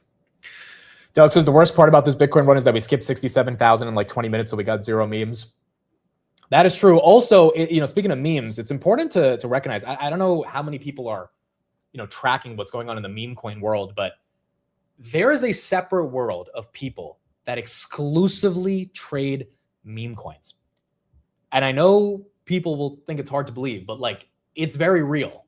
And there are products that have been developed in the bear market of crypto that have enabled people to trade those meme coins. And I mean, they're growing pretty crazily. And so I think the meme coin traders have recognized that a bottom has been pretty close for a while now because meme coins have actually been getting a lot more attention. And if meme coins are getting attention, obviously the majors are going to catch up eventually. And in the face of the majors being down, the meme coins have been running. I mean, people have been turning like $1,000 into $1 million on meme coins every other day. It's kind of crazy. But there's been that crypto culture coming back with these memes. And I think that was kind of a sign that, Bitcoin, Hyperliquid, Solana, ETH, they were also going to get some love. Fartcoin has not. Let's see how Fartcoin is done. We haven't looked at that. But there's like a million other fart coins that have actual like communities around them, right? Because meme coins, the moat is a community. And if you don't like that, then you're probably not meant to trade meme coins. But like the moat is not like what does the company do? The moat, or what is the coin about? It's more about like, do people believe in this idea? There was a meme coin called WIF, Dog With Hat, WIF. It went from like $50 million to $5 billion. And the meme, this little cute guy right here, it was a dog wearing a hat. Remember when Vlad wore this hat when Robinhood listed WIF on their platform back in 2024? Like literally this, what you're looking at, ran to $5 billion. So the fact that excitement has come back to the meme coin sector, I think is part of the reason why Bitcoin is getting the love. Fartcoin is up 20% in the past 24 hours. I mean, we might be back, bro. We might be back. There you go. Fartcoin up 20%. Now, over the past year, it's down from 92 cents to 18 cents, but it's still up in the past 24 hours right there. Robinhood, are we going for 109? Are we going for 109? SoFi, is she going for 1950? SoFi's still stuck at 19. SoFi not really getting that move above 1910. But Hoodie, there it is, 109. Wow. That is, I think that's the best performing stock in the market right now. There it is. Tesla also having a hell of a day, dude. I don't see any headline on Tesla. Are people buying Tesla as a hedge against inflation? Well, Elon did say something yesterday. I mean, Elon did say something about Tesla and SpaceX. I don't know if that's the reason they're buying it. Robin, she wants 110, dude. She wants 110. Let me check the resistance. Elon basically said Tesla and SpaceX can grow faster than like 2,000% because someone made this like projections. He was like, to be honest, I know it sounds crazy, but I think both Tesla and SpaceX will grow faster than that. I don't know if that's why the stock is up, but he is, talking about the hype reality of what could happen for Tesla and SpaceX. Robin at 109 at 110. There's 20,000 shares. That's not a lot of shares, man. 20,000 shares is nothing, dude. That is nothing. Also, Bitcoin's been flat all morning, by the way. Bitcoin, I think what Hood is doing is it's getting the pump that it lost. It went from 100 to 94 yesterday, but Bitcoin ran up like, what, $8,000 since then? So I think Hood is just like catching up to what happened with Bitcoin because Bitcoin's basically been flat all morning. It's actually down since the market opened. At 77. 5,000 robo-taxis appeared in Nevada. Okay, maybe some robo-taxi hype. Cybercab launch. When is that Cybercab launch event? That news came out like last week that they were having that event. Is it in September? They're doing something in New York too, because I got an email about them doing something in New York. I think they were like inviting anyone who owned a Tesla in the tri-state area or like who has FSD. Yeah, well, that maybe could be creating some excitement. Beginning of September, okay. What is it about October 10th? October 10th is referred to as 1010 in the crypto community. 1010 in the crypto community. Dude, it's fun. I was having dinner with Thread Guy. We went out to dinner a couple weeks ago and he's like, yeah, dude, after 1010, everything changed. And in my head, I'm like, what the fuck is 1010? It's like, he's talking like it's 9/11 or something. Like, what is it? And I was like, dude, what do you, I said, oh, that was the day like $17 billion of crypto got liquidated. That was, the glitch day. In the words of Tom Lee, like, I didn't know the crypto community like refers to it as 1010. I was like, damn, is that serious? Like 1010? But I mean, it was a pretty ugly day. But ever since then, right, it's been a bear market for crypto. So yeah, when you hear the crypto people say 1010, that's what they're talking about. And hopefully we can get past that and get back to where it was before those levels. Rocket Lab right there, 73 ASTS of 4.3. That was a bad day for anyone who owned BM&R, anyone who owned Robinhood, Coinbase, MicroStrategy, Bitcoin, ETH, Solana. Obviously, I mean, everything just just collapsed. And then you had the Trump soybeans. I think it was either on that day or a couple days after the soybean China tweet that created some really ugly sense. I think that was the same day. I think it was a Friday, right? October 10th was a Friday. If it was a Friday, then that was the same day. October 10th. Yep, it was a Friday. Yep, that was it. So you had the Trump China tweet about soybeans, which then on Sunday he was like, I'm just kidding. It's not going to be that serious. But like it created so much negative, like, oh, are we going back to tariff war with China? And you had the crypto liquidations and that, that messed up the end of the year, bro. I mean, a lot of us were having a really good year. I mean, the year still ended pretty decent, but since that day, like I think a lot of portfolios topped that day and they just were on a downtrend until December. And then finally around Thanksgiving, you got a little bit of a rebound, but still it was pretty ugly. Celsius right there. That's up 0.5%. Amit, you're really more like 7-Eleven. Okay. Whoever said that, that's hilarious. That's actually hilarious. It's racist, but it's hilarious. Like some of the most hilarious jokes are a little racist, but that's a good one. That's a very good one. Tesla continues to run 360. Let me check resistance. Robinhood fading 109, but she's trying to get back up there. 360 is 36,000 shares. I'm opening up 7-Eleven just for that joke, dude. I need to open up a 7-Eleven or a Dunkin' Donuts or a liquor store and fulfill my legacy as an Indian in this country. I mean, you guys know my dad had a liquor store.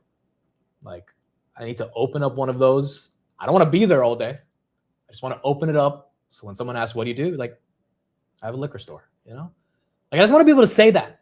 I want to be at a party and somebody like, what do you do? Like, I have a liquor store. Like, I want to say that. I need to feel that at one point in my life.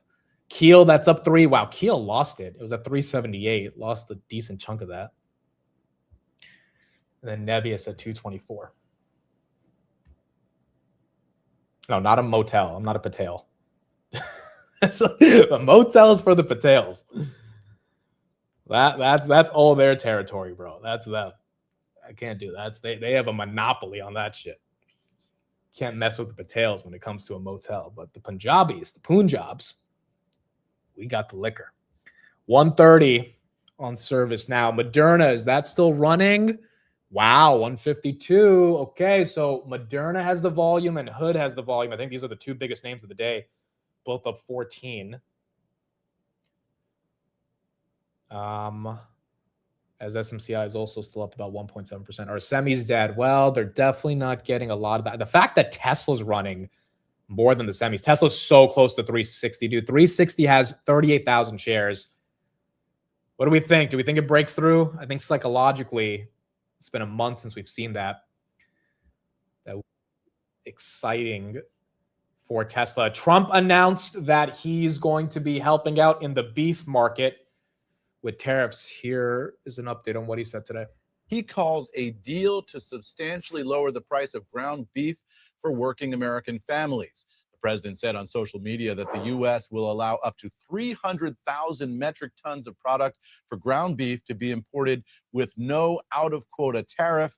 And he said that we have a commitment that this beef will be sold at 25% below current market prices.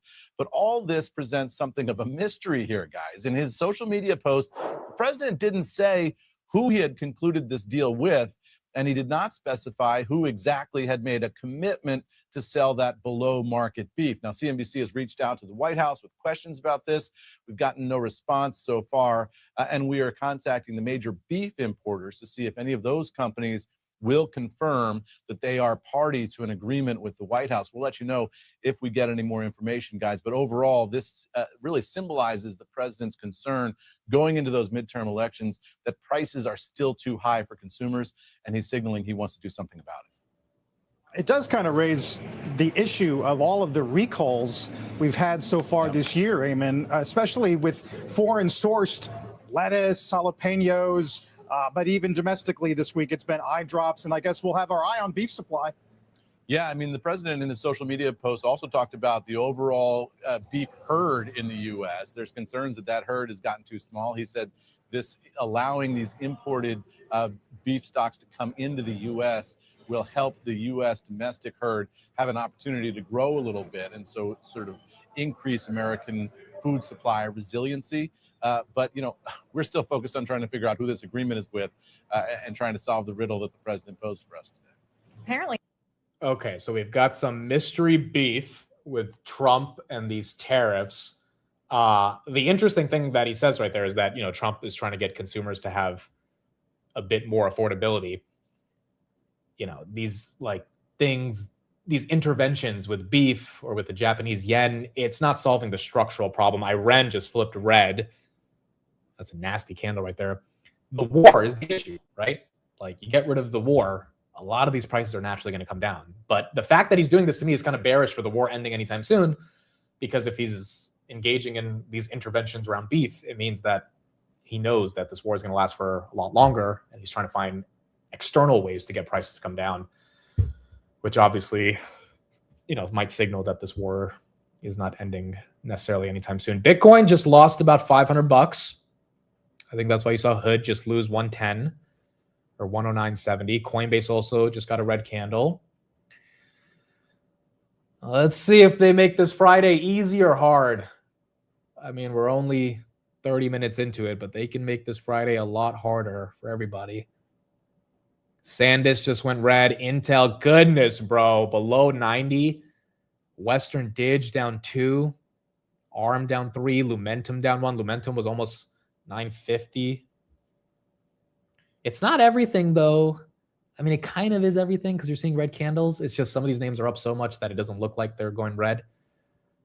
And they would have to lose a lot. If Hood lost 12%, bro, and gave up everything, that would be a bit crazy. Shopify's up a little bit. But maybe it doesn't surge higher, which is fine. I mean, it's up 12%, right? 764 on the S&P. Tesla, 359.86 is where she got to. 360, they're not letting it. I don't see any headline to give you guys.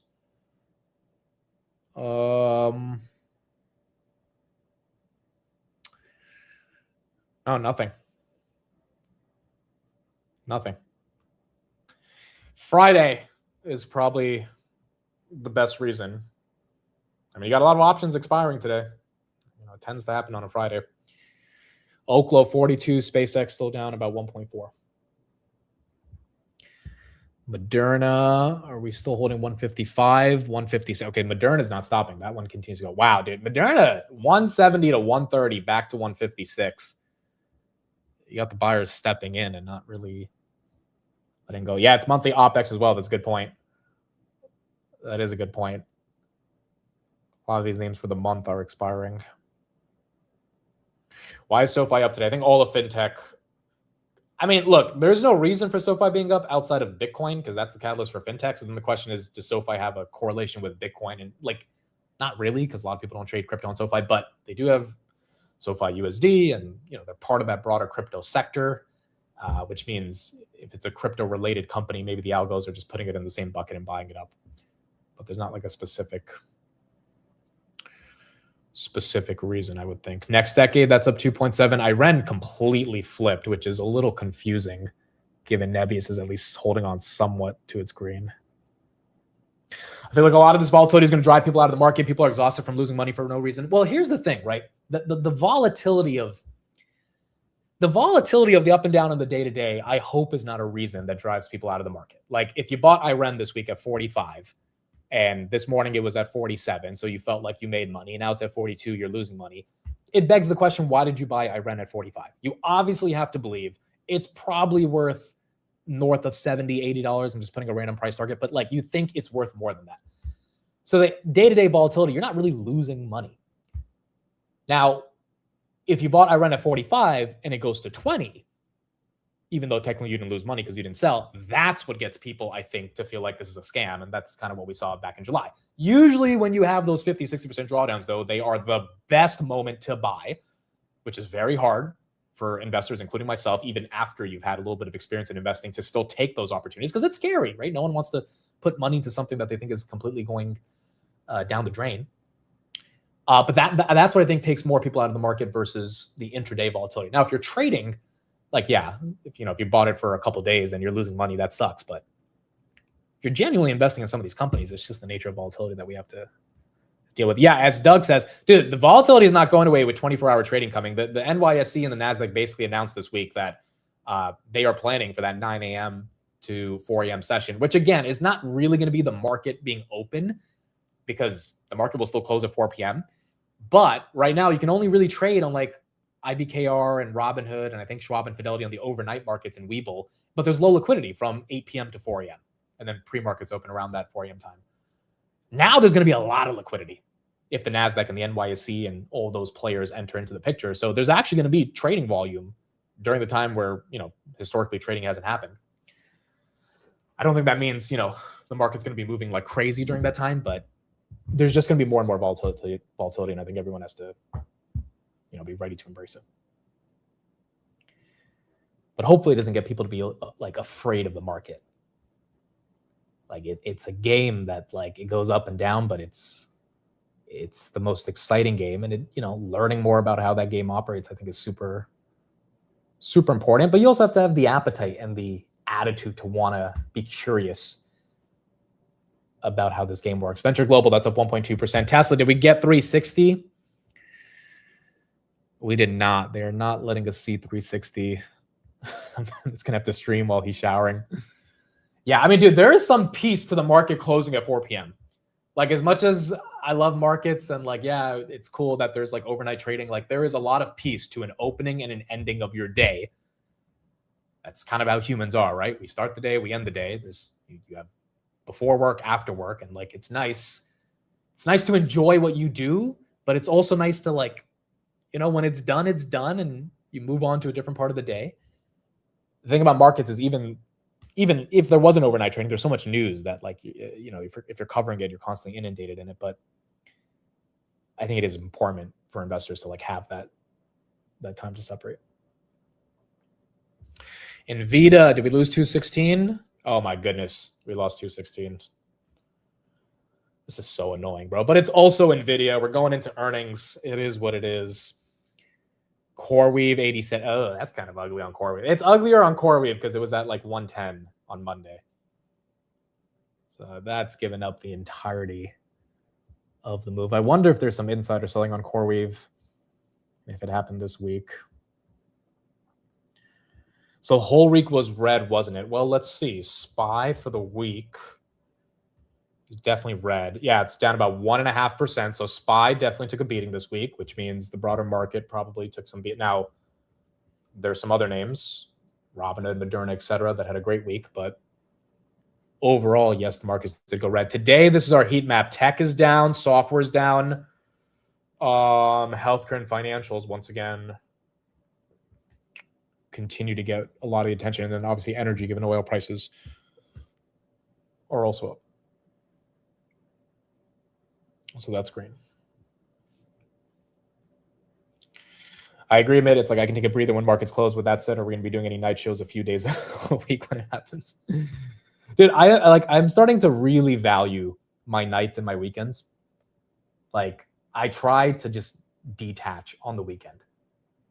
That's part of why I stopped doing the Sunday Future show, because like, you want to spend time with family. Like it's those 2 days where I'm like, I'm going to try to just not be that stuck in markets. And I think everyone should, dude. Like, we pay so much attention to this stuff. If you're here in market open, market close, I mean, it's like 7-8 hours a day of caring about markets. If you're on X, you're seeing news all day.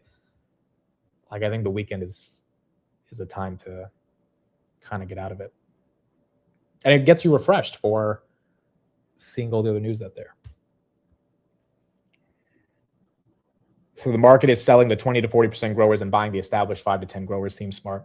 Yeah, the market's been weird all year with how they've been selling the names that aren't growing for the names that, or the names that are growing for the names that aren't. But it's also like the market has been filled with narratives all year, right? The first narrative is that small caps are back in January, typical small cap effect. You had, Archer and Ondas and all these crazy small caps going up to the moon. Then you had software is dead for the next 3 months, and semi is getting all the benefit in the midst of an Iran war. The entire market bottom. Then the narrative was the ceasefire, semis rebound, software kind of rebounds, but basically has an apocalypse in April. And then you get into the Leopold liquidation in July. which creates a massive opportunity on the semis. But a lot of those names still haven't really recovered substantially, and their prices were pretty artificial on July 29th. You had Citadel calling for a rate hike, which they knew wasn't going to happen. Then you have the software rebound, Palantir, ServiceNow, a lot of these companies, up 50, 70% from the lows.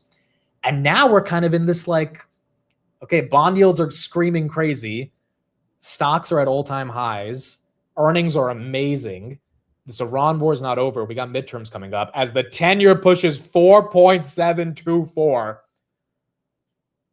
this is really not something we want to see. And, now we've got these new different forms of economic pressure on Iran. Rocket Lab just lost 73. That we don't know if it's going to work or not. In the midst of all that, Bitcoin comes back. I mean, this entire year has just been filled with all these different ways to navigate markets. And in the midst of that, the S&P is up about 14%. Wow, NVIDIA loses 215 as well. Dude, how do I buy this 10-year treasury? I'm going to just buy can I just buy as much as I can? Maybe I can help get these yields down. How do I buy it? Someone tell me. How do I buy? Let's ask Gemini, because I hate it so much. How do I buy a US 10-year? I'm going to get this damn yield down myself. Fucking Basent can't do shit. To buy a 10-year treasury, you need to buy the underlying, the yield is the end of the... I need to open up Fidelity. Oh my gosh. I don't have Fidelity. Why can't Robinhood let us do this? Wait, doesn't Public let us do this? I think Public, you can buy it on Public. You can buy TLT. What if I buy TLT? Is that the same? Dude, TLT has been stuck for a while. This was supposed to be the play on rates coming down. TLT 0.27. No, buying TLT is not the same as buying a 10-year treasury note. While both hold U.S. government debt, they behave differently. What about SGov? What about SGov? Buying SGov is completely different from buying a 10-year note because that's a 3-month treasury bond. Okay, I need to open up a Schwab or Fidelity.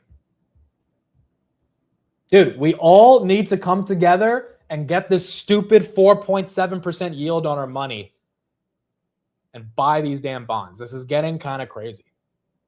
The Sense 4 billion didn't do shit about this. Go to your bank. Imagine I walk into Bank of America. It's like, the yields are too damn high. Take all my money, put it into a 10-year right now. Right now. Yeah, Public does let you buy them. That's true. I don't have any money in Public, though. Maybe I put some money in Public. Just buy these damn yields. Or buy these bonds. Yeah, wait, where's Buffett? 4.5%. He should be ecstatic about this. He should be buying this up left and right. Especially that 30-year.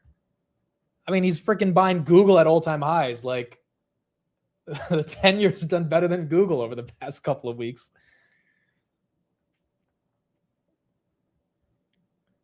You're just going to make the government more irresponsible. We need to reduce spending. I tried to publicly show my support for Doge. I thought that would be at least a small way for me to contribute, but that did nothing. Dude, I don't think we're ever going to stop spending. It's not happening, guys. We're not going to stop spending.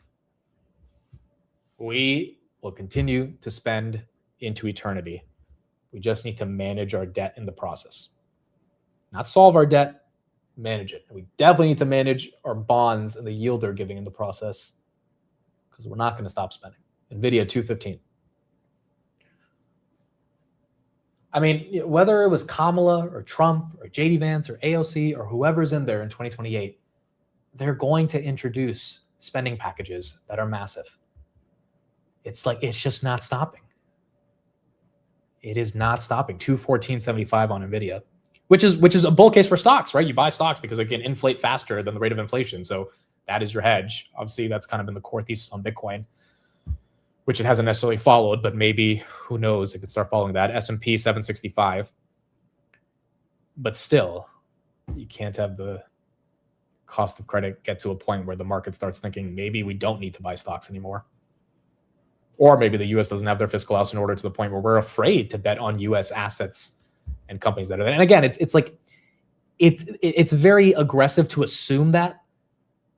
But then again, the cost of capital actually affects companies on a day-to-day basis way more than like the 40 trillion in debt we have. And that's something we can't forget about. Did Tesla hit 360? Dude, what is the news on this? Okay, there you go. Congrats to people heavy in Tesla. The order book flow looked like she absolutely wanted to break above 360, and there you go. There's only 20,000 shares waiting. I do not see a headline, but we haven't had a 5% day on Tesla in a while. Moderna's still up 17. As that continues to go up. Ray says, I was told if you have to take out a loan, you have to pay it back. Not if you're the USG. We could just keep on kicking that can down the road. But we got to do it with yields that are lower than this. Do bonds and interest rates move in opposite direction? Isn't it better to buy a bond if you think interest rates are coming down? I mean, theoretically, yes. But obviously, no one thinks interest rates are coming down, right? We think interest rates are going up, which is why it's part of the reason why. Like, if you think interest rates are going to go up, you think the yield you're going to get on a bond is going to go up. So technically, you don't want to buy bonds. The only way I think that we can get a mass participation of buying in the credit markets to get those yields to come down, since yields go down when you buy the bonds, is the perception of inflation, which all goes back to this freaking Iran war that, we haven't necessarily resolved yet. Robinhood loses 109 at 106, still up 12% on the day. Next decade, that's up 2. Then DRAM. Oh, DRAM, dude. DRAM's been getting a ton of inflows. Like a ton of inflows. The stats, I saw it on it yesterday. People are buying a heavy, heavy amount of memory. Retail investors bought 28 billion of DRAM over the past 2 months, even though it fell 28%. It's up 98% in total. And then RAM, which is 2x leverage long memory, saw about 1 billion of inflows since its debut on June 24th. So that memory trade continues to collect a lot of volume and momentum. Tesla, did she hit 361? She did. 361.65. Wow. On a Friday for Tesla to make this move doesn't happen that easily. Ducky says they do pay their loans back by printing more money. Exactly. We pay our interest and our loans back by printing more money, which basically is kicking the can down the road infinitely. And this whole refinancing, the long end for the short end, I mean, like it's all a financially engineered game to just be able to manage. Raising the debt ceiling, which we said 15,000 times, we're not going to raise. Every administration is like, we're not going to raise it. We're not going to raise it. Guess what? If you don't raise it, we can't take out more debt. So you have to raise it. Like it's all a joke, quite frankly. It's just the joke stops being funny when the yields start creeping up. And we can manage that. Like we can easily manage that. We can't manage the 40 trillion of debt, but we can manage the yields in the short term. And right now, we're not even managing that. Oracle, is that slightly up? Oracle 145. At least that's getting a little bit of love right there as well. By the way, Trump appointed a former JP Morgan Chase executive called Matt Zames. I don't know if you've ever heard of this guy. I've never seen him. To advise the Social Security Agency. So this guy, Matt Zames, which, by the way, we haven't even talked about Social Security. That shit's running out in like 10 years or less. I think it's 2032, right? That's the number. That's the year where it tends to start really looking like it's going to run out. Oh, my goodness. Ken Griffin. We have shed more than 80% of our aggregate risk on the situational awareness portfolio. Oh, my goodness. They pumped and dumped it.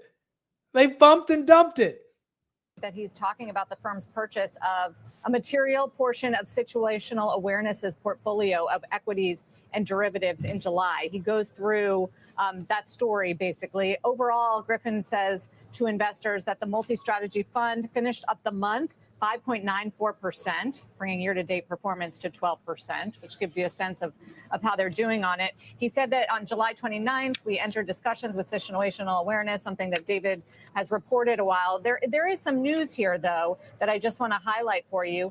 He did say in this letter, we have now successfully shed more than 80% of the aggregate risk from the original portfolio. In this effort, we have completed nearly 100 block trades totaling over $4 billion in market value. These included the largest intraday block trades of the year in 10 different names. In the United States, we quickly exited the vast majority of the Vega risk, saving substantial capital in the process. Of the remaining positions in G10, only 5 have a gross market value greater than $250 million. The letter then talks about, David, how the transaction of this magnitude could not have been completed without the coordination of the trading and the prime brokerage teams at the banks serving both firms. They pumped and dumped it. He got the market to be afraid for an imaginary rate hike, took out Leopold, and then shed 80% of risk, which means I don't know if he sold Nebius at 280 or 230. He definitely sold it higher than 147, which is where he got it at. Same with Sandisk, Bloom. I mean, Bloom rallied to 250 the other day. He got Bloom at 160. Like, again, he probably didn't get the exact top, or maybe he did, but if 80% of the risk is gone, no wonder some of these AI names have kind of been choppy, right? Like, Citadel didn't hold on to them. They bought them really cheap in a really, egregious liquidation event. And then I guess they waited a week or two. And during that week or two, they probably had thousands of trades, right? It probably didn't happen all at once. And they took profits. Is very grateful and has said basically he has built his, the business to be able to do something like this, something that uniquely I think Citadel he feels can do. Well, they were uniquely positioned to do it, of course, as having reported on it minute by minute during that the night prior and all through that day. People will be aware of my reporting that I thought situational awareness is very close to potentially selling its very significant stake in Anthropic to create liquidity, only to pull that back when Citadel was able to step up for the entire, more or less the entire public equities portfolio.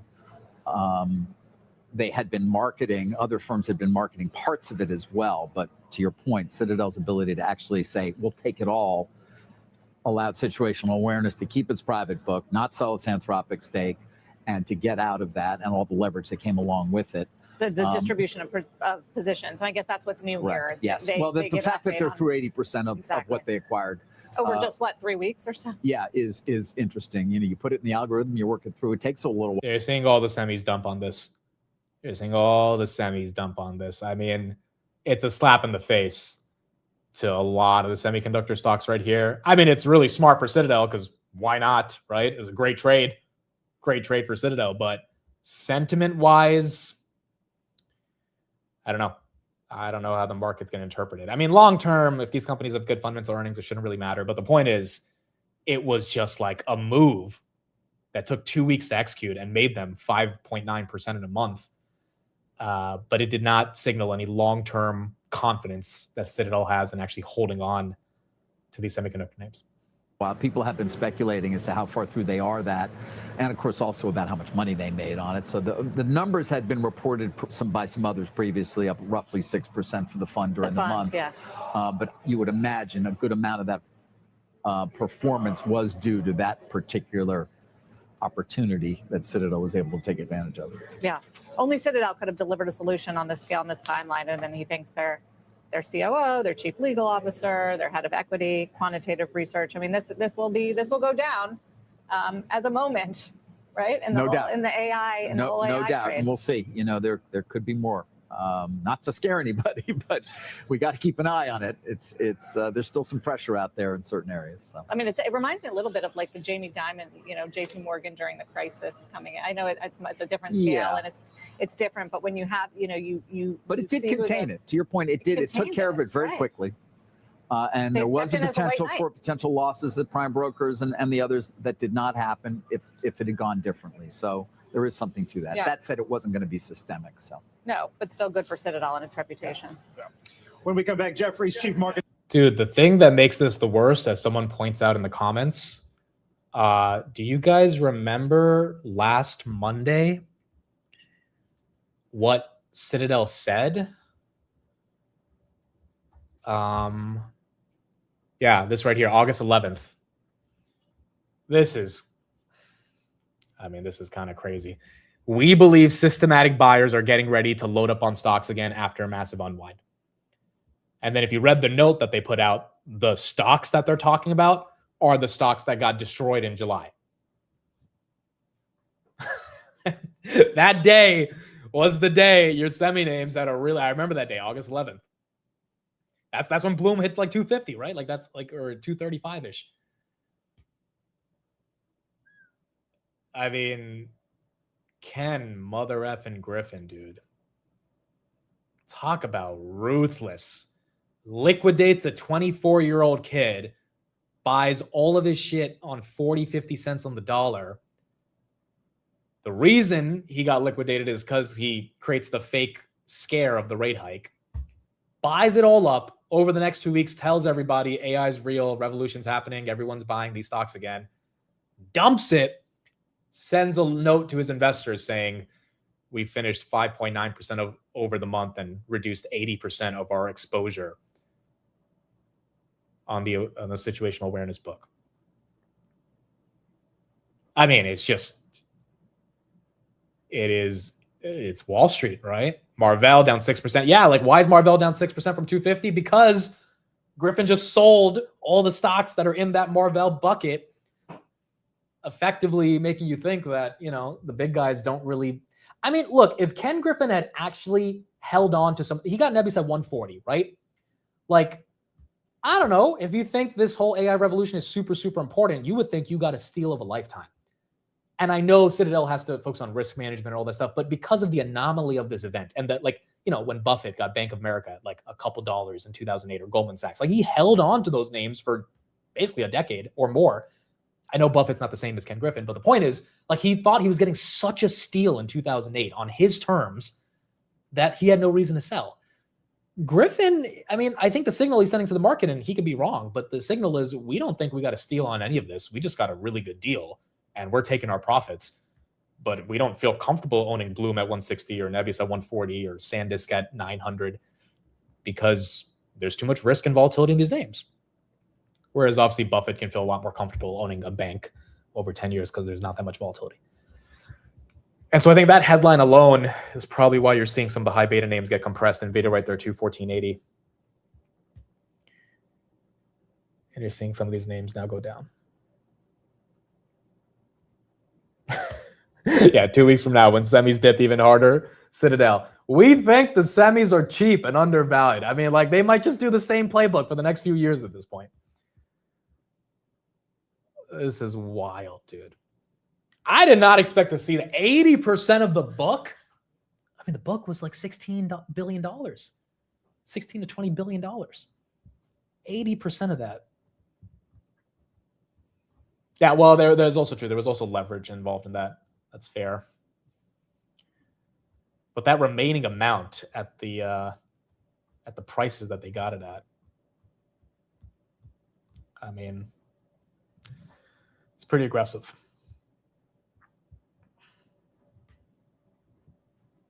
Market makers shouldn't be hedge funds. Well, I mean, this is why we did that podcast on basis points with the ex-quant who kind of explained what Citadel's goal is and what these market makers try to do. Ultimately, they're trying to give you the best prices for consumers, right?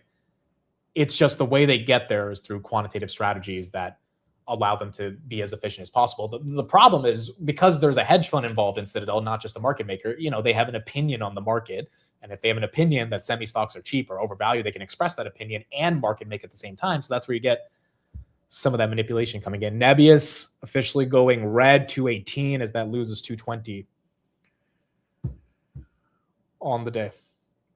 By the way, Chad will be on basis points. It's not coming out today. It'll likely come out on Saturday. We didn't have a regular episode with me and Steve, but we have the Chad episode probably coming out tomorrow. But that was a fun episode. And he talked about OpenAI, Palantir, what's going on in the world of AI, tokens, consumption models. So I think you guys will enjoy that. That'll be out tomorrow. Can you talk more about the thesis behind Keel? The simple thesis is I think they can get a deal, and it's a small company. And I think, they can re-rate a couple billion in market cap. I mean, this stock was at $7 at one point, right? The insiders are buying. I think they can get a deal, and their data centers are fully equipped to handle Vera Rubin's. It's a very small thesis. It's a very small position, but that's the idea. Now, on a day where you get this news by Ken Griffin, every neocloud like a Keel, Iran, Flipping Red, all of these, it's going to be hard for them to hold up. That's crazy, dude. Absolutely freaking crazy. 80% of the book is gone. I expect Chad to roast you in the episode. Oh, trust me. He roasted me for sure. I said he worked in one of the first data centers. He was like, dude, you have no idea what you're talking about. I was like, that's true though. He worked in like a data center at IBM in the 1990s. He's like, that was not the first data center. I was like, okay, that was one of the first data centers. He was like, no, like data centers have been around since the 70s. I was like, yeah, but in the 90s, you're probably in the first 50,000 data centers. It was hilarious. But, data centers have come a long way to what we're building now. But he's been in there for a very long time. 79.54 on Uber, Reddit at 152. Man, I think that headline kind of just took out a lot of the risk appetite today. I know Bitcoin's still holding 77. How long until Ken Griffin starts issuing notes on telling people to buy crypto? It's the next major financial revolution, and then just dumps it after creating even more hype. I mean, I would expect them to do that, right? If crypto's the next wave, they're going to put out some notes saying we think Bitcoin to 150 or whatever, get a lot of excitement, and then probably dump 10, 15,000 from here.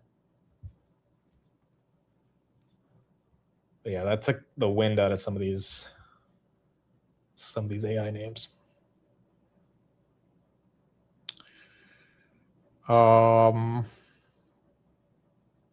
Tesla 357. Tesla lost 360, 361. Hynix just went red.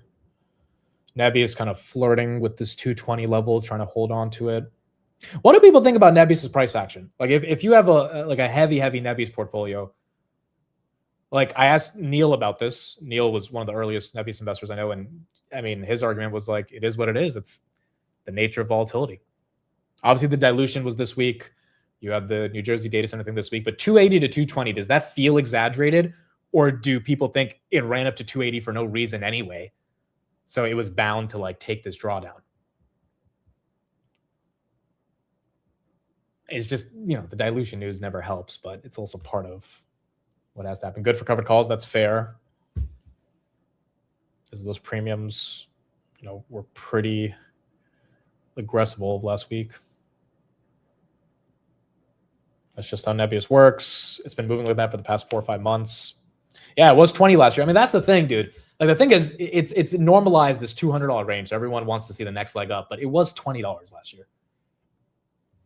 It's one of those things. I mean, so was Hood. Hood was $27 in January of last year. So it's like, as much as we wanted to break out into the 120s, 130s, it's like it's still up 5x over the past year, which is not something you can complain about. Google 343 as that flip screen. How do you decide to take an L on something? If you just stop believing in it, you take an L. It's really not that complicated. Like if you stop believing in a stock or a thesis, you sell it and you move on. Like I think everyone has to remember you're going to have losers if you're playing this game. No one has winners forever. Like every big investor. I mean, Bill Ackman took a $400 million loss in 2 months when he lost conviction on Netflix back in 22. Leopold just took like a $40 billion loss. Like it happens for whatever reason. You get over leveraged or your thesis doesn't play out. Now, there's a difference between having a long-term thesis on an idea that you know is going to take some time and you tell yourself up front it's going to take time. Palantir, Hood, Rocket Lab. Rocket Lab was stuck at $3 for 4 years after it's backed. Palantir is stuck for 2.5 years. Robinhood stuck for 2.5 years. Like some of these names are just stuck for a while. And if you continue to believe in what's happening, you can, spit at the market all you want. Eventually, the market's either going to agree with you or disagree with you. And at the time where it's disagreeing with you, you have to ask yourself, does the market not understand something that is happening. And if it doesn't, for whatever reasons, not even because it doesn't like the company, but maybe because it's just so excited about Micron that it doesn't care about anything else that's going on in the world. But eventually, things reverse, there's a pendulum that swings. And, the names that you care about, if they continue to execute, they will be rewarded because there's too much liquidity in the markets. Like that's kind of the thesis I have on it. If you believe in a company and they're executing, it will be rewarded. To me, it's inevitable because there's not enough good opportunities in the market and there's way more money chasing fewer opportunities. I mean, there's realistically like 100 really good companies to invest in of 5,000 public stocks. And so I think if you lose faith in it, that's when you sell. But I don't think you sell because of price action. Now, that's a reason why a lot of people sell. I've sold before because of price action. It sucks. It's annoying. It's opportunity cost, all that stuff. But you sell when like Lucid. Like if I bought this in 2021, like by 2022, at least by 2023, I would be like, okay, the thesis is broken. You're out. And it would have made sense because the company's not executed. But Ondas going from 15 to 8. I mean, I think Ondas has continued to execute. Yeah, they took a 50% drawdown, but that's the nature of buying an individual stock. If you believe in Ondas, you bought it at 15, you start buying it at 8, build a position up to 11, and then when it breaks out, you're going to be happy. But it really comes down to conviction. HIM's right there at 33, as that's getting a nice little move right here. This got to 27 a couple days ago.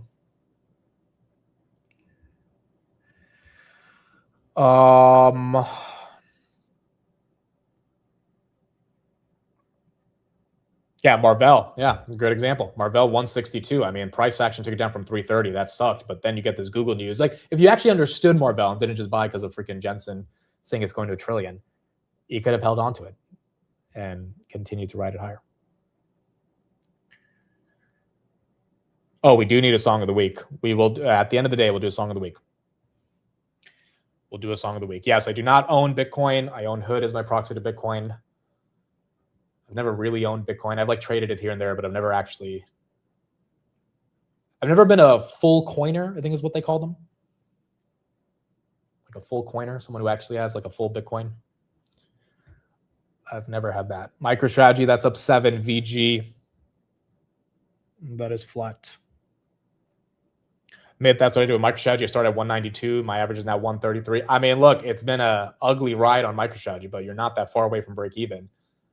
And again, it came down to conviction. Did you believe in what Saylor was doing? Okay, I've heard the Stacy's Mom song. That's not a new song to me. Stacy's Mom has got it going on, right? I played Guitar Hero when I was younger. There was actually a lot of these 80s songs. What was that other one? Jesse's Girl. How did that thing go? I wish that I had Jesse's. Yeah, I wish that I had Jesse's Girls. Yeah, some of these songs I remember. Shout out to Guitar Hero, but I need to learn a lot more about these new songs. Wow, Griffin really liquidated the portfolio. That is crazy, man. Manhattan rents hit all-time high. Let's take a listen to this as we're seeing the housing market obviously, continue to be stuck and affordability continue to be one of the biggest concerns here. How many square feet? It's a penthouse in Tribeca. Yeah. But I don't know how many the renter made the purchaser in a different world. In this case, he said the renter was absolutely a potential buyer who was like, look, you're paying $300,000 a month. The pied-à-terre tax is probably a portion of that on their new place. It's more of a sort of emotional, psychological thing. But it clearly, when this is an annual fee, an annual tax that you're paying on top of your property tax, which David and all of us know have gone up dramatically over the past 10 years, a lot of people are just saying, I'm gonna rent. And the fact that we've had the lowest rental supply since 1968. It's incredible. That said, does this ultra high end put real pressure on the rest of the market as well, or is it sort of operate in its own little world? It's unclear what the direct impact is. The fact is, a lack of supply is a lack of supply. On the lower end, you've got the rent freeze affecting $1 million, a million rent stabilized apartments. And so if you're a landlord that owns multiple buildings, your rents are frozen on one side, you're going to raise the rents on the other side. So you've got the affordable issue on the bottom because of lack of supply from these regulations. And at the top, you've got the wealthy coming in. I think it's all part of the same thing. Plus, you've got the interest rate environment causing it to be unattractive on the lower end. Yeah. Mamdani promised lower rents and more affordable city, Not yet. and we get record highs. Not Thank yet. you, Robert Frank. You guys. Yo, Sarah does not like Mamdani, bro. Sarah does not fuck with Mamdani at all. At all. But yeah, as the rents continue to go higher, right? Mortgage rates past 6.7% this week. It's not something that we want to see. And it continues to add to this unaffordability crisis. The only way to solve this is to get rates to go down. The only way to get rates to go down is to get this Iran war to be over so that oil can come down and inflation can come down. It all goes back to that war that is not coming down. So this was Leopold's 13F. This was before Ken Griffin took everything. So I don't know how much of this he owns. All of this was over-levered. All of this was over-levered. But there's still some remaining stock. He's put in his letter to investors that they still have a remaining stock position. They just had to sell a decent chunk of it. So you had Nebius, $1 billion worth of Nebius, TSM, $1 billion worth of that, Bloom, $1.8 billion worth of that, Micron, $5.5 billion. They bought 4.8 million shares in Q2 of Micron, which took a 40% decline in July. They bought 1 million shares of SanDisk in Q2. They bought 7.8 million of STM, 1.9 million of Applied Digital. They had Riot, they had Shaz. They sold 2.5 million of Iren. CleanSpark, they kept the same. They added another 6 million of Keel. Nebius, they added 4.5 million shares. That was basically like 5% of the company. They had some calls on Bloom, some calls on TSM, BitDeer. They had 3.3 million shares. I mean, a lot of stuff that's just super high beta that obviously got wrecked in July. And, Griffin basically took his profits after taking it from Mr. Leopold. Do you think it's a good thing that Ken Griffin sold? Now there's no risk to him selling. Yeah, I mean, technically that's the bright way to look at it, right? Now that it's over and he's sold already, there's no necessity to worry about him selling again. It's just, I mean, realistically, I think it's a little more annoying versus the market thinking that, okay, it's over. But look, at the end of the day, if these companies execute, like whether it's Ken Griffin or not, like the market's going to bid them up. It's just, I think the story of how it happened is more intriguing. I would think a year from now, no one's going to care that Ken Griffin did this. Like if they do, that means these companies like failed on their fundamentals. It's just kind of incredible to see how it happened. Salesforce, are we getting some love? Salesforce. Wow, Salesforce 210. Okay, Salesforce and ServiceNow. Shout out to all my software people. If you're in these, it's been a tough hold, but past month, I mean, Palantir basically got their 40% in a week. Salesforce and ServiceNow, it took about a month and a half, but they're also up around that 40% range from the lows. As you're seeing a move right there. Rocket Lab still down on the day. ASTS still up 3. SpaceX flipping green. As that's up 1%.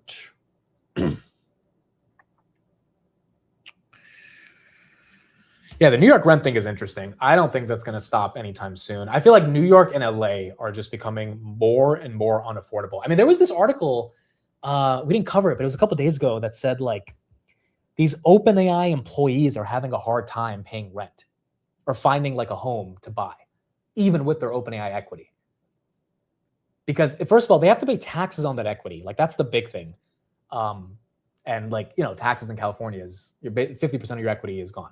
Or 50% of the gains are basically gone.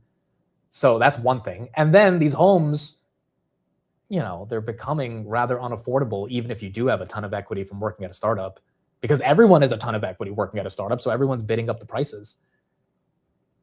And so we talk about affordability, and it's like, okay, even if like people who are just entering into new wealth are having a problem finding homes, like how can we imagine someone who's trying to buy a $400,000 house to easily be able to finance it? And ultimately, rate cuts are part of the solution to that. Palantir getting a little breakout. Maybe that's moving with Salesforce and ServiceNow, just all the software names getting some love. Palantir 176.51. Nvidia, did we flip green? Nvidia, no. We are continuing down to 214. I could see Elton John really suiting a Mitts vibe. Imagine him singing Rocket Man. I don't think I've ever heard an Elton John song. I know who he is, but I don't think I've ever heard one of his songs. They are unaffordable because 25-year-olds don't deserve to own luxury living in the most desirable cities. I mean, that's one perspective. If a 25-year-old has like 5 million of OpenAI equity, you know, they're probably going to try to buy a home that they can have. But yeah, I mean, the prices in and of itself just continue to surge. And it's not, because you also have a lot of old money in California. Like you have a lot of new money in these startups, but you also have a lot of old money that wants to bid up those houses that have, you know, worked at these companies and just appreciated equity over the past 20 years. And so you have those two sides competing to bid on a lot of these different assets. Elton John was in Lion King? Really? Elton John Lion King? He sang a song on Lion King? Circle of Life and I Just Can't Wait to Be King and Can You Feel the Love Tonight are Elton John songs? Did he sing them? It says he wrote the lyrics. Oh, no, he did. Oh, wow. Okay, so I have heard Elton John then. Lion King's a banger, bro. Lion King's a banger. Absolute banger. I think that was one of the first movies I ever saw from Disney. Like, I literally have a memory. It's hard to have memories when you're like 3 or 4 years old. I have a memory of being in our apartment at 4 years old and watching Lion King with my mom. Like, I really have, it's like a hard, vague memory, but like if I really think hard enough, I can remember what that looked like. I think that was one of the first movies I watched. I actually watched it like a year ago because I hadn't seen it in a long time. It's a good one. Hakuna Matata, yeah. I cried watching it. I don't think I cried. Actually, maybe I did. When the dad died. Oh, I saw Lion King with my mom at Broadway too. I remember I took her for her birthday last year. It was pretty boring, dude. The Broadway show was fucking boring. And the problem is you can't check your phone when you're in Broadway, bro, because those guys are crazy, bro. You take it out for a millisecond and they'll come up to you and tap you on the shoulder. I'm like, bro, relax. Like, we're in the back. Like, me looking at my phone for 2 seconds is not going to stop the show. I was with my cousin too. We went to see the Hell's Kitchen, the Alicia Keys one, and she ended up checking her phone and the security guard came up to her. It was so funny. She was so mad. She was like, dude, it was like a millisecond and they like, but yeah, Broadway, you can't have your phone out. Palantir 176, NVIDIA back to 215. I've seen Aladdin on Broadway as well. That was good. I've seen Aladdin like 3 times actually on Broadway. That's a good one.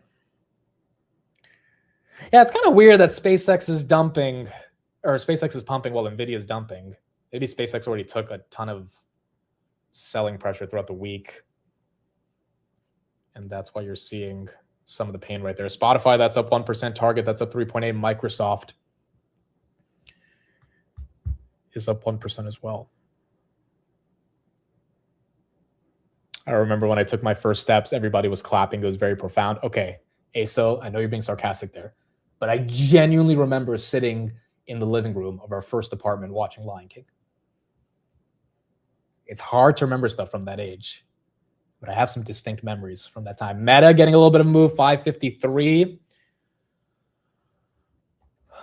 It's 11 a.m. We don't have any major headlines. I think this Ken Griffin thing was the big thing. Tesla also rebounding after it fell to 357 when the news came out, 362. That is up 5% as well. Let's get some comments on this Broadcom financing as we now have $100 billion of new debt entering into the ecosystem. Another big financing deal here, Yeah. potentially. Exactly how I was just going to say it. It's making its biggest move yet to finance the AI boom, and largely this time off its own books. So CNBC David Faber has confirmed the chip maker is in talks to raise more than $60 billion. Faber's even saying close to $70 billion in debt for a new AI chip deal, a package that could reach as much as $100 billion. The story was first reported by Bloomberg, so that's where that $100 billion number it came from. But it would benefit Anthropic and other customers. One caveat, though, is that the report says it looks very similar to the XPV platform Broadcom launched in June with Apollo and Blackstone, but the company actually hasn't confirmed that part to me just yet, reached out. The structure, though, this is, where it gets a little complicated. The debt doesn't necessarily land on Broadcom's balance sheet. A separate entity raises the money, an SPV, buys the chips, and then leases it back to the customer. Broadcom. Ed Zitron's going to have a field day with that. I mean, it logically makes sense. It just, once again, goes back to circular financing and why Broadcom doesn't want the liabilities on their balance sheet. Job is to guarantee part of that debt, and that guarantee is where the risk sits. Broadcom isn't lending the money, yet it's on the hook if customers can't pay down the line. The CEO has pushed back on the word, backstop. In June, on the earnings call, CEO Hock Tan said the company simply provides the chips and partners with firms that have the balance sheets to fund them. But analysts say Broadcom is also guaranteeing the value of those chips if a deal goes bad. Bank of America estimates that exposure could reach $370 billion by 2029, while calling the likely loss, though, manageable. $300 billion, manageable. It's not alone. NVIDIA is doing a similar thing on a bigger target, more than $500 billion, but standing further back and backstopping up to a smaller slice of the pie, up to 25%. Meta pioneered the off-books approach last year, raising about $27 billion for an AI data center. It now leases back with Blue Owl. Wall Street is relatively split. There's not as many reports, maybe because everybody's on vacation. It's Friday, but Wolf analysts call the backstops a, quote, form of reinsurance, safe unless the whole industry overbuilds. The bond market has been a little bit more nervous. You can just see just by this greed chart going up, spreads have widened over the last few months. The logic, though, holds. While compute is scarce, the question is what happens the day the industry just builds too much, when there's no one left to release to, and the guarantees actually come due at once, Carl. KP, when Jensen does speak next week, is the conversation going to center mostly around chip innovation and Feynman and Vera Rubin and all the rest, or financing?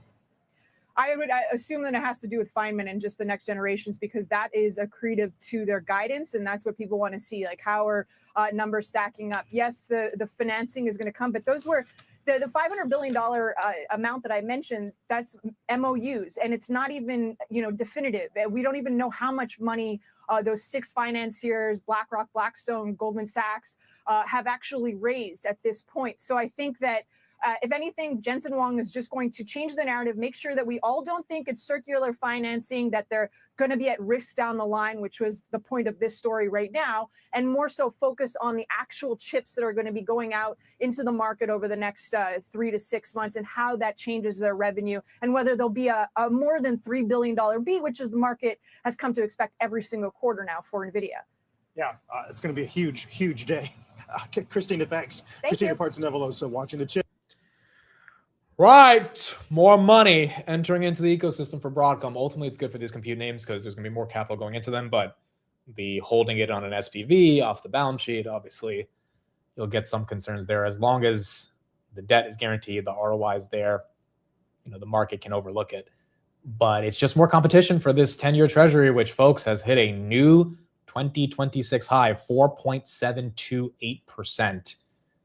Every tenth of a basis point, I don't know what it's worth, but it's like a couple $1 billion something of interest we have to pay. Like, it's expensive. So that continues to go higher. SpaceX getting a nice little move right here, and Tesla. Is it really this Elon tweet from last night? Tesla had a recall today in China, by the way, which is not like the best news, but the market does not care. I think it was 2 million cars they had to recall. I'll get the exact number on that, but maybe it's just this Elon tweet. Oh, Elon also said we're aiming to reach 30 Starship launches a day in 2030, which is 10,000 annualized. It's still tiny numbers compared to airplane flights. So, I mean, that could have been part of the reason. So he said right there, I know this sounds crazy right now, but I think both SpaceX and Tesla will exceed these estimates. SpaceX is expected to grow 2,000% revenue in the next 5 years. Tesla's expected to grow 119%. Elon says, I think we will do more. And then he talked about the Starship launchers. I mean, maybe that's enough to get the market to be a bit more excited. 5,000 robotaxis approved for operations in Nevada. Well, actually, that's probably a reason then, right? Like the robotaxi stuff hasn't been in the news as much as it needs to. Yeah. There you go. Tesla has just received approval for its full autonomous vehicle network company permit in Nevada, clearing the way for Tesla to launch a paid public robotaxi service in Las Vegas. This allows Tesla to deploy up to 5,000 robotaxis over the next 12 months. Right, next time we're in Vegas, we got to try the robotaxi. When's the last time I went to Vegas? Put in the chat, when's the last time you went to Vegas? I think the last time was... It was a while. Is that bearish Uber? Probably. I mean, Uber's holding up. Again, I don't think that takes away from any of Uber's business, but the headline itself always tends to be bearish for them. Last time I went to Vegas was CES in January of last year. No, January of this year, 2026. That was my last time in Vegas. Last October for Intuit's conference, going again this October. Yeah, I think that's the last time I went. I don't think I'll be going by the end of this year. Hood Summit wasn't September though. Yeah, that was also in Vegas. You're right. Was it in Vegas? Yeah. Hood Summit was in Vegas. It was in Vegas, yeah. Tesla also owns Bitcoin. That's a good point. How many Bitcoin? It's like $1 billion worth of it, right? How much Bitcoin does Tesla own? 11,000 Bitcoin. Okay. That's also probably a catalyst. Remember when Elon crashed Bitcoin in May of 2021? When he was like, I think Bitcoin is consuming too much energy. This was after Tesla bought Bitcoin on their balance sheet for the first time. It was so weird. It's like they bought Bitcoin at like what, 50K or something? And then he tweets like, I think Bitcoin's bad for the environment. It's taking away too much energy. And then it just plummets like $4,000 on that tweet. And everyone was like, dude, didn't you buy it? Like, why are you doom posting about it? But they've continued to hold a decent chunk of it. Last time I was there, I proposed to my wife. Wow. Special. In Vegas. I think I've been there like 4 or 5 times over the past couple of years. So I think probably next year we'll be there again. ETH 2,400. So your software names creeping back up. Your BTC names creeping back up. Nebby is getting a little bit of a move right here, up 1.8. Bitcoin actually trying to get back to 78, which would be really nice to see. Yeah, I wonder how much energy Terafab will take. I mean, if Elon actually builds Terafab, the amount of compute, energy, land, data centers he's going to need is going to be pretty massive. But obviously that's also why he's been, cozying up with Micron and NVIDIA, because he knows he needs that to make this work, which is why Citadel selling their stake, like it shouldn't really matter. There's too many positive tailwinds for this long term. Anthropic IPO, that is getting ready to happen. Let's get an update on that as well, as they're aiming for about $100 billion of fresh capital. A year on the new technology, not millions. And, we're still in the early innings. So it just shows the profound impact that AI can have on productivity and helping companies move quicker to execute on their businesses. I mean, do you think, so for retail investors in the public market, I mean, because for you it's different, right? You're in the private market, but once these Anthropic, OpenAI, I mean, is that the best way to play just the revolution of AI right here? Is that what you would tell them? I mean, it's certainly the most pure play way, right? I mean, the heart and soul of kind of this AI wave is the foundation models, and Anthropic is the leader there. So it's hard to imagine a better pure play way to do that. NVIDIA's the other obvious one, and you were talking about Broadcom earlier. So the kind of chip, data infrastructure stack areas, all that are exposed to it. But no one really with this kind of like software margin profile and who owns the intelligence layer, right? Like there's a lot of building blocks that are being invested in, and those are super important because Anthropic and OpenAI wouldn't be able to survive without them. But I think the kind of the model is the heart and soul of the wave. Does it open up the IPO window for some of your other companies that are not, $1 trillion companies? Yeah, I mean, I don't think you have to be $1 trillion to go public, but certainly, we're not in times where companies can go public with 200 million of ARR or something like that. My sense is that all the attention is focused on kind of these two AI leaders, and then after that, there'll be a wave of IPOs as these kind of the AI application companies, kind of like Legora, Lovable, things like that, kind of catch up and kind of have their own revenue scale. One of the issues holding the IPO market back in general is many of these companies are at the scale that maybe they could go public, but the private capital markets are so robust right now with capital valuations and things like that. So it really is fine to stay private longer and mature your business and do all the things maybe you want to do before you face that public market scrutiny.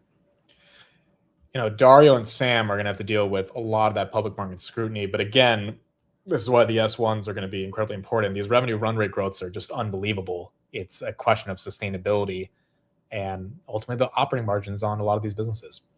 So look, they're planning to list by like the end of September, which means we got to get this S1 probably in a few weeks. And I think that's when we'll have a much better understanding of what's happening with Anthropic. SPY 765.89, that's up about 0.5%. You got Amcor, that's down 1.3. Coinbase, that's up 9. Affirm, that's up 1. Broadcom, that's up 1. Micron, which lost a lot of its momentum, but still relatively flat. Bloom at 197. Your software names, ServiceNow holding 130, Palantir 177, Salesforce 209 are waking up. Robinhood's still up a nice 11%, even though it got hit at 109. And overall, Tesla, Hood, Bitcoin, some of the software names, these are kind of the major winners of the day. SpaceX right there, that's also up 1.6%. CoreWeave has been stuck at 90, dropped to 87, got the bounce. It's kind of confusing why sentiment on the neoclouds changed this week. I mean, it's almost like, so Nebius diluted, which is like, okay, so all the neoclouds have to take a hit. If CoreWeave diluted, I wonder if all the neoclouds would also take a hit. But I think the Josh Shapiro Pennsylvania executive order, just in general, because they didn't keep any of the earnings pump. It's one thing to give up a little. I mean, Nebius did keep some of it, but CoreWeave gave all of it back. Anything, the growth that we saw, particularly around their ability to license 6-year-old GPUs, I think was the kind of big tell that the compute constraints continue to exist even with some of the broader issues like debt. Palantir 178, as that's up 2.4% on the day. All right, folks, that is it for me. I think those are most of the major headlines that we have today. Do you like Meta here? Yes, I like Meta here. I just think they're going to have some issues with the lawsuit headline-wise. I really don't think it needs to go that much lower, but if it needs another 10, 15% to get the flush out, then it is what it is, especially if they lose the lawsuit. But I think Meta is the biggest steal in the market right now. I mean, you're talking like it's sometimes people forget how important Meta is, what they're growing at, and then the perception of their company to the street versus the actual reality of what's happening. I'm not saying Zucks hasn't made mistakes and hasn't been good at communicating a lot of these different things, but I think Meta is going to be fine long term. NVIDIA, they're trying to get back up to 216, 215.74, right? They're up from 214, and then Palantir 177.60. All right, word of the day and song of the week. Let's do that. We are not going to have a market close today. Again, we'll be with family tonight. We will be back on Monday. Next week's going to be super important with NVIDIA. So that will be a big one that we look at. But I will be listening to some new music this weekend as I'm still diving into all these different Queen songs that are out there. Word of the day is prolepsis. The act of anticipating something before it happens and treating that future event as though it were already present. The excitement around the company was pure prolepsis. Yeah, there's no way I'm saying that wrong. The market was valuing the business. It could become 5 years from now rather than the one that existed today. The act of anticipating something before it happens and treating that future. I mean, this is, yeah, we pretty much do this constantly when it comes to investing. Dude, there's no way I'm saying this wrong. You guys are actually making me look this up. I'm not saying it wrong. Now, granted, when I say that, those are usually the names that I'm saying wrong, but there's no way. There is no way. Let me pull this up. There's no freaking way. Prolepsis. Prolepsis. Prolepsis. Yeah, there's no way. You guys are gaslighting me here, bro, thinking I'm saying this name wrong. I know I've said some of these easy ones wrong, but still. Prolepsis. Okay. That is what we've got on this word of the day. Song of the week. All right, so we're going to do the same thing with ChatGPT. What's the prompt? We're trying to do like 25 greatest songs of all time or something. Can you give me a song to listen to that is one of the 25 greatest songs ever? Okay, I know Purple Rain. All right, I know Purple Rain. Give me another one. Even though I'm not going to say it. I'm not going to say it, but I know Purple Rain. Wish You Were Here, Pink Floyd. Okay. Wish You Were Here, Pink Floyd. Is this legit? Is this legit? This is absolutely in top 25 ever conversation. What makes it extraordinary is how simple it is. There's no massive production trick or complicated structure, just one of the most recognizable acoustic guitar openings ever, and a song about absence, alienation, and missing someone who's technically still there. You guys agree? Top 25 all time? Wish You Were Here? Pink Floyd. You're probably going to cry listening about it. Okay. I will listen over the weekend and let you guys know on Monday what I think. Wish You Were Here by Pink Floyd. That is our song today. How do you not know these songs? I don't know, dude. I don't know what happened in my childhood, but this music.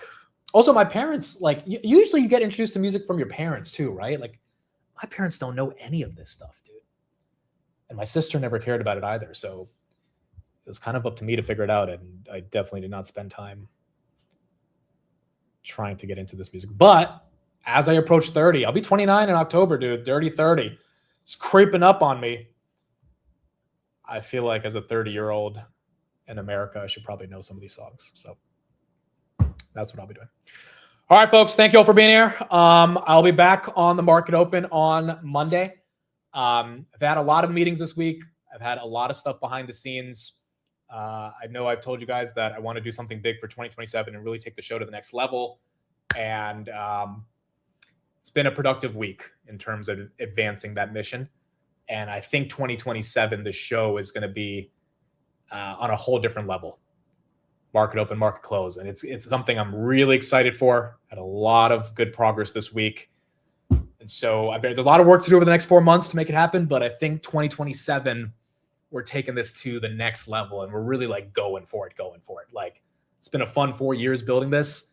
But like, I think 2027 is going to be where we take that next step. And then hopefully we see, that growth and momentum continue. But yeah, 2027 is going to be fun. You'll be on time in 2027. I'm literally going to have to be on time in 2027 because we might have a new studio. We might have a new location. We might have a lot of new shit happening to the point where if I'm not on time, I'm probably not in the studio in and of itself, which is not a good thing. So yeah, 2027 should be fun and a lot of work to do. But again, I'm deeply, deeply grateful every day for people coming on and watching Market Open, Market Close. It is, again, it's one of those things where it's like you start doing this 4 years ago. You don't even know what's going to happen. Is it going to work? Are people going to care? And then you evolve with the audience.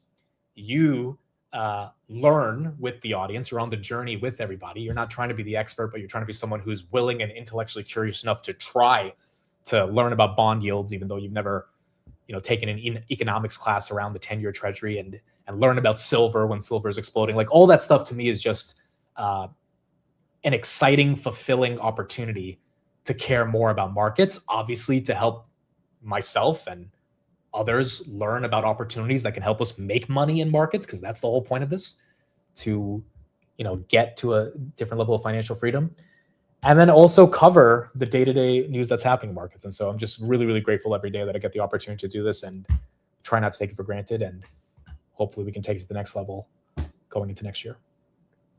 So should be some exciting times. Thank you, everybody, for being here. Hopefully everyone has a great, great weekend. I will see you guys on Monday for the market open. Next week is going to be a massive, massive week, as we have NVIDIA, we have Kevin Warsh. Maybe in the new studio, we have a segment to do some day trades live. I mean, I'm thinking of a lot of different ways to spice up the show. A lot of different guests, segments, different opportunities. By the way, I know a lot of you guys have been asking about it. 2027, there will be an official public portfolio. 2027, there will be an official public portfolio. There will be real money. There will be real trades we do in that portfolio. You guys will have full and complete transparent access to that portfolio.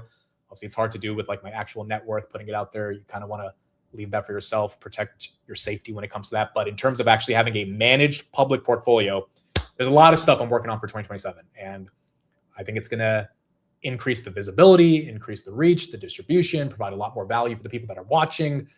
There's going to be a lot more research coming in 2027. Like, there's just a lot of different ideas I have. And this week was really productive to get those things to the next level. We got a lot more months of work to do, but yeah, 2027 should be fun. And it should be a lot stronger. So thank you, everybody. Appreciate you all. I will be back on the market open on Monday. Cactus knows about some of these updates. Cactus knows about some of these updates because he's obviously a big part of the show and what we do here. So it should be an exciting time. Thank you, everybody. Appreciate you all. I will see you guys on the market open on Monday. All right, everybody. Have a good one. Enjoy the weekend. See you guys on Monday.